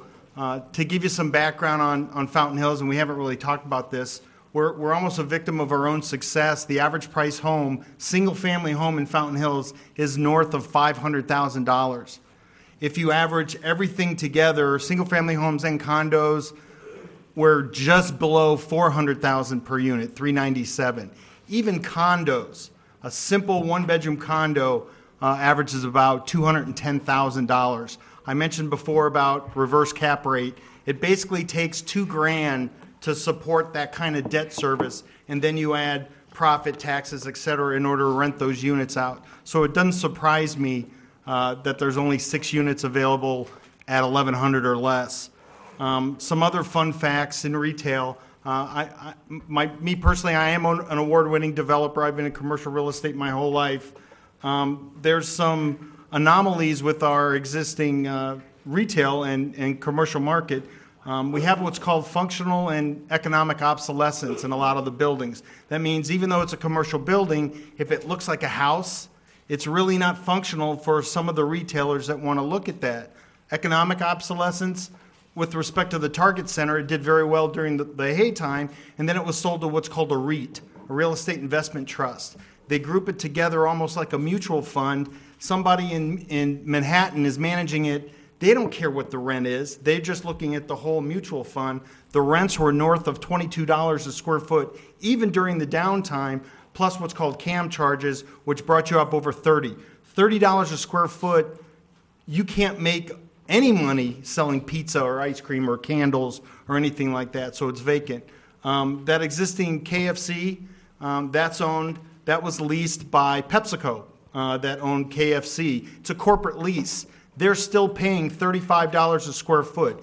Huge money to sit vacant, but there's only 6 years left on the lease, so there's no incentive for anybody to lease that building, even at a discount, because the candle shop is going to have to throw $50,000 in to accommodate their needs. I brought in Steak and Shake, and we sat down and tried to work it out, but the people who own that building, they have no incentive to lease it. They're getting $35 a square foot. That's huge money. So there's things like this all over town as to why we're 25, 30% vacant. This kind of product is bringing in a new product. This is a kind of product that, especially on the price points that you're at, and I don't want to speak out of turn, $14, $16 a square foot, you can afford to open the candle shop and actually make money. You don't have to rent 3,000, 4,000, 5,000 square feet. You can rent 1,000, 1,500 square feet. The economics start working. To share with you some of the other things about the developers and the development, so often communities, especially suburbs, is they start looking at each project as its own kind of microcosm, and they start requiring, well, it's got to have so much of park, so much of parking, so much of landscaping, so much of ARC, as opposed to looking at a real what's called community development, where you look at the whole area. And I know these guys pretty well, and to the mayor's point, when we did that park down Avenue, we kind of envision that once this starts building up, you're going to see more and more people. So in essence, they're getting a park. I don't know if that was the full, although Wade was the architect on the park, so good job, buddy. But that park is now leveraged to kind of create some other opportunities. We already talked about the strategic plan and the vision plan. Let me share with you a little bit about what urban core development is, or in this case, an urban village. By definition, urban core, urban village is a dense product, is a mixed-use product, are smaller retail spaces and height. And it's as little as 2 stories, 3 stories, as high as what's called a mid-rise, which is like 8 to 10 stories. If you Google urban village, there's so many pictures that pop up exactly like the product that we're looking at. You can make some subtle changes, and that's what I'm more into. You know, those are kind of the compromises I'm looking for, although I'm okay. I lived in South Beach, so I know what Art Deco is. And that's not Art Deco. Even though I've got some vast experience and a fellow commercial broker over there just named, I was recently named to Who's Who in Commercial Real Estate by Arizona Real Estate Magazine. Even though I've got some of those things on my resume, I'm still very big in asking other people's advice. I seek the counsel of other experts, other attorneys, other town managers, other council people from other municipalities. One person that I have the honor and privilege of working with is Paul Winslow. Paul Winslow was a partner with Orcott Winslow, who is one of the biggest architecture firms. This guy knows urban village, urban core development, mixed-use development. He actually designed and built our middle school here in town. As a professional courtesy, he came down when we were doing the park. I never told you this, Wade. And he critiqued the park, and he said, this is great. He's like, you watch, it's a matter of time before that park's going to, I'm not saying that's the only reason, but that park's going to cause the south side to be developed. And I teased him last time I saw him. I said, hey, guess what's going on? We've got a mixed-use development. I showed him the whole plan. Paul Winslow was blown away. He's like, this is going to change the face of downtown, and in a good way. You've met every criteria. Mixed-use, urban village. Parking lots are not supposed to be big. It's supposed to be street parking. It's supposed to be neat, like finding your favorite spot. Where's my New York person? Manhattan. Finding your secret spot that only you know about. Nobody likes to cross through parking lots. It doesn't work like that anymore. And I've shared with my colleagues, I have projects all over the state. Some of them are downtown Phoenix. Some of them downtown Tucson. And a true urban core development, usually the ratio is 1-to-1, meaning 1 parking spot for 1 apartment, 1 parking spot for every 1,000 square feet of retail. So using that formula as to what a true urban core development is, that's 420 units on the high end, that's 420 parking spots, 40,000 square foot of retail, that's only 460 spots. That's really needed by definition of what an urban village is. These guys are blowing that out of the water. Some other big picture stuff, and my colleague, Councilman Leger, brings up, we don't want to get in a situation where we're looking at a silver bullet. Nothing's a silver bullet. And I respect that he's absolutely correct. But this is part of the whole pie. Our next target, no pun intended, is Plot 208, where right across the street from where Brokers Alliance is. All those plots in there, we are collectively as a council working on a better system on getting development going. Hopefully that will be the next spot where we're going to be bringing in the small businesses. My colleague, Councilman DePorter, mentioned GPEC. We're on the list. We get lists of companies moving to the greater Phoenix area. And ironically, they're like, I need 20,000 square feet right now. We don't have that, not even close to it. So those companies move to Phoenix, Chandler, a little bit of Tempe. There's huge opportunities here that's coming down the pike. And one real quick thing, my team and I just got back from the ICSC, it's the International Council of Shopping Centers. It was up in Las Vegas a couple weeks ago. Here's the big thing that these guys, I don't even know if you know this, that you're on the cutting edge. This is the first time in the history of the United States where grocery store sales have now been surpassed by restaurant sales. This is huge. This creates this opportunity for even the candle shop to have a little deli there to sell a sandwich or a burrito because more and more people are eating out. Some other neat things, and I think Mr. Bodie may or may not know this, even though the millennials are shopping a lot online, the numbers indicate they're still doing brick and mortar shopping just as much. But the way they shop is a little bit different. It's now not about going to the anchor store. It's about going to, where's everybody going? It's called a sense of place. It's a social gathering. Let's go to Avenue on the Fountains. Where do you want to go? I don't know. There's just stuff going on down there. Once you're there, you hit the candle shop, you hit the martini bar or a coffee shop. This is how this thing works. I kid you not, I look at this, I get so excited because this is dead on, and it's happening in our little town of Fountain Hills, and it's not going to overpower Fountain Hills. It's going to add to the character, to the charm of what we're going to do. And quite frankly, bringing 600 people to downtown Fountain Hills, I don't want to sound over-optimistic, but I've seen this happen. There's a residual effect. More people means more business. We are already short on our what's called our retail opportunity gap, meaning there's enough people in town that demand this much restaurant, and we only give them this much restaurant. And I know that sounds kind of counterintuitive because we hear of why are restaurants closing? Why is this? Well, there's two Senior Tacos in town, which indicate if you get the right thing at the right price, it's going to work. So, Madam Mayor, I'm sorry, I probably took too much time, but I'm very excited about this. I'm sorry? The red light's been on. No, but I've been drinking soda up here. I'm eating candy. I'm going nuts. I like what you said about restaurants are up and groceries are down. Let's see, go out to eat, cook at home. That's what's going on. Yeah, right? That's what's going on. Thank you, Mayor. I appreciate it. All right, thank you. Well, where were we? Okay, I need a motion on number 15. I guess we're up to that. Thank you. And a second? A second on the, Hold on. Do you want to make the motion first? did you want to? I'll make the motion. Okay, thank you. Okay. Move to approve Resolution 2016-13, a development agreement related to the proposed Park Place mixed-use project. Development proposed to be located at 16725 and 16845 East Avenue of the Fountains with 3 changes.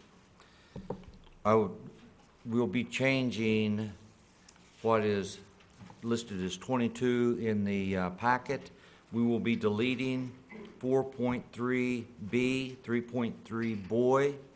We will be deleting 3.3D, 3.3 dog, and then we will add to 5.5 the verbiage, except for building F as shown on the land use plan, which shall be limited to not more than 3 stories, and we will add and not to exceed 40 feet.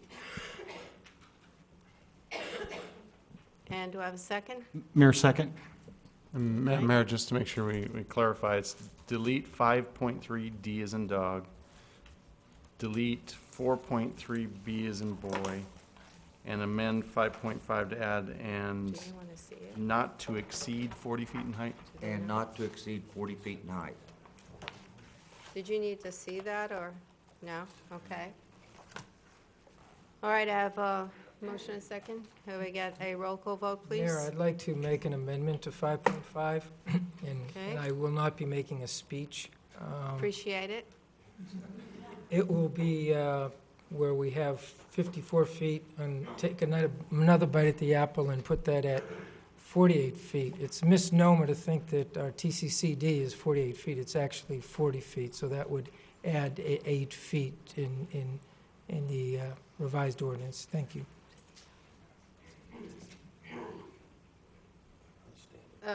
Could you repeat it again? Reducing to 48 feet? I'm reading from 5.5. It says, the zoning ordinances are modified to allow a maximum building height of 54 feet. I'm simply saying, change the 54 to 48. That's my amendment. That's the height. And it's second by Councilwoman Hanson. Discussion on the amendment?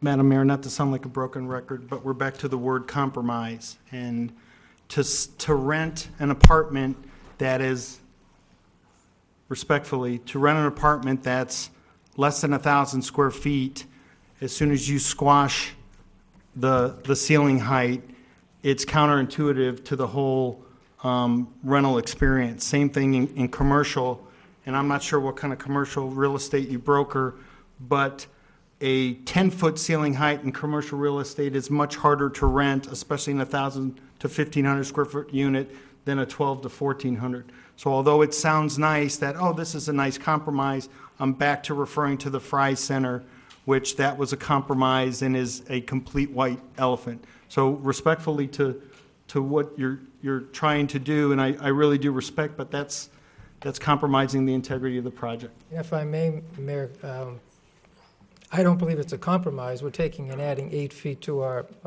ordinances. We're taking 8 feet to what people have expectations about in terms of what our existing ordinances are. So once again, that's my amendment, and I appreciate your comments. All right, as an amendment, we'll vote on that one first. And we'll take a roll call vote, please. Councilmember Hanson? Aye. Vice Mayor Leger? Aye. Councilmember Yates? Nay. Councilmember Magazine? Councilmember Brown? Nay. Councilmember DePorter? Nay. And Mayor Kavanaugh? Nay. Mayor 3-4. Okay. All right, now we'll vote on the original amendment with the 3 added stipulations that Councilman Brown added in. Mayor, Councilman Magazine. could I ask Councilman Brown to repeat the 3 changes? Because we may want to vote what's called seriatim, which means on each individual one, because if you want to vote for part of it but not the other, it doesn't allow you to do that. Well, I think Councilman Brown is the whole package in his amendment, in his original motion. We will be deleting 4.3B, boy. We will be deleting 5.3D, dog. And we will be adding the language for the 3-story buildings not to exceed 40 feet in height. My point, Mayor, is that when you add those 3 conditions, if we're going to vote on the whole thing at once, even though you may be in favor of part of it, it creates a conflict. And I'd ask council whether or not it has to be voted on as one piece, or can we vote on it seriatim? Madam Mayor, Councilmember Magazine, the motion was made as a motion to approve with those amendments. And so it's the whole shooting match at this point. If Councilmember Brown wants to withdraw it and just have those amendments and then vote on the main motion after that, that's his call, but at the moment, it's the whole thing. Councilman Brown, do you want to vote on the whole package? I'd like to vote on the whole package, yes, please. All right, and then we will take a roll call vote. Councilmember Yates? Aye. Councilmember DePorter? Aye. Councilmember Hanson? Nay. Councilmember Brown? Aye. Councilmember Magazine? Nay. Vice Mayor Leger? Nay. And Mayor Kavanaugh? Aye. Mayor 4-3. Consideration of approving the final plat of 16845 East Avenue, The Fountains, AKA Plat 208, Block 7, Lot 5, APN 176-25-561, into 3 lots, labeled Lot 5A, Lot 5B, Lot 5C. Council discussion? Move to approve. Mayor, second? All right, any other discussion? Can I get a roll call vote? Councilmember Yates? Aye. Councilmember DePorter? Aye. Councilmember Brown? Aye. Vice Mayor Leger? Aye. Councilmember Magazine? Aye. Councilmember Henson? Aye. And Mayor Kavanaugh? Aye. Mayor 7-0. Consideration of approving the final replat of 16725 East Avenue, The Fountains, AKA Plat 208, Block 2, Lot 1. Am I in the right one? Yeah, and APN 176-27097 into 2 lots labeled Lot 1A and Lot 1B. Any discussion? Move to approve. Mayor, second? Okay, roll call vote, please. Councilmember DePorter? Aye. Councilmember Brown? Aye. Councilmember Yates? Aye. Councilmember Hanson? Aye. Councilmember Magazine? Vice Mayor Leger? Aye. And Mayor Kavanaugh. Aye. Mayor 7-0. Number 18, do we have any direction to the manager except to have a great summer? You have a direction to the manager? Yes, I do. Yes, I do. It'll be very brief. You have 30 seconds. 30? Well, 3. I met with town manager and with Craig. I just want to, requesting, and I just want to repeat the request, that we look into doing a 5-year financial forecast based upon straight lining what we know and making assumptions on some of the others, such as contracts. I won't take time to go into any more detail. Thank you. They were in agreement. Anything else? Okay. Just have a great summer. Thanks, everybody, for coming and hanging in there. Enjoy the summer, watch your kids around water. Motion to close? and- Oh, sorry. Second. All in favor? Aye. I'm sorry, Mayor. He wants to get on the road.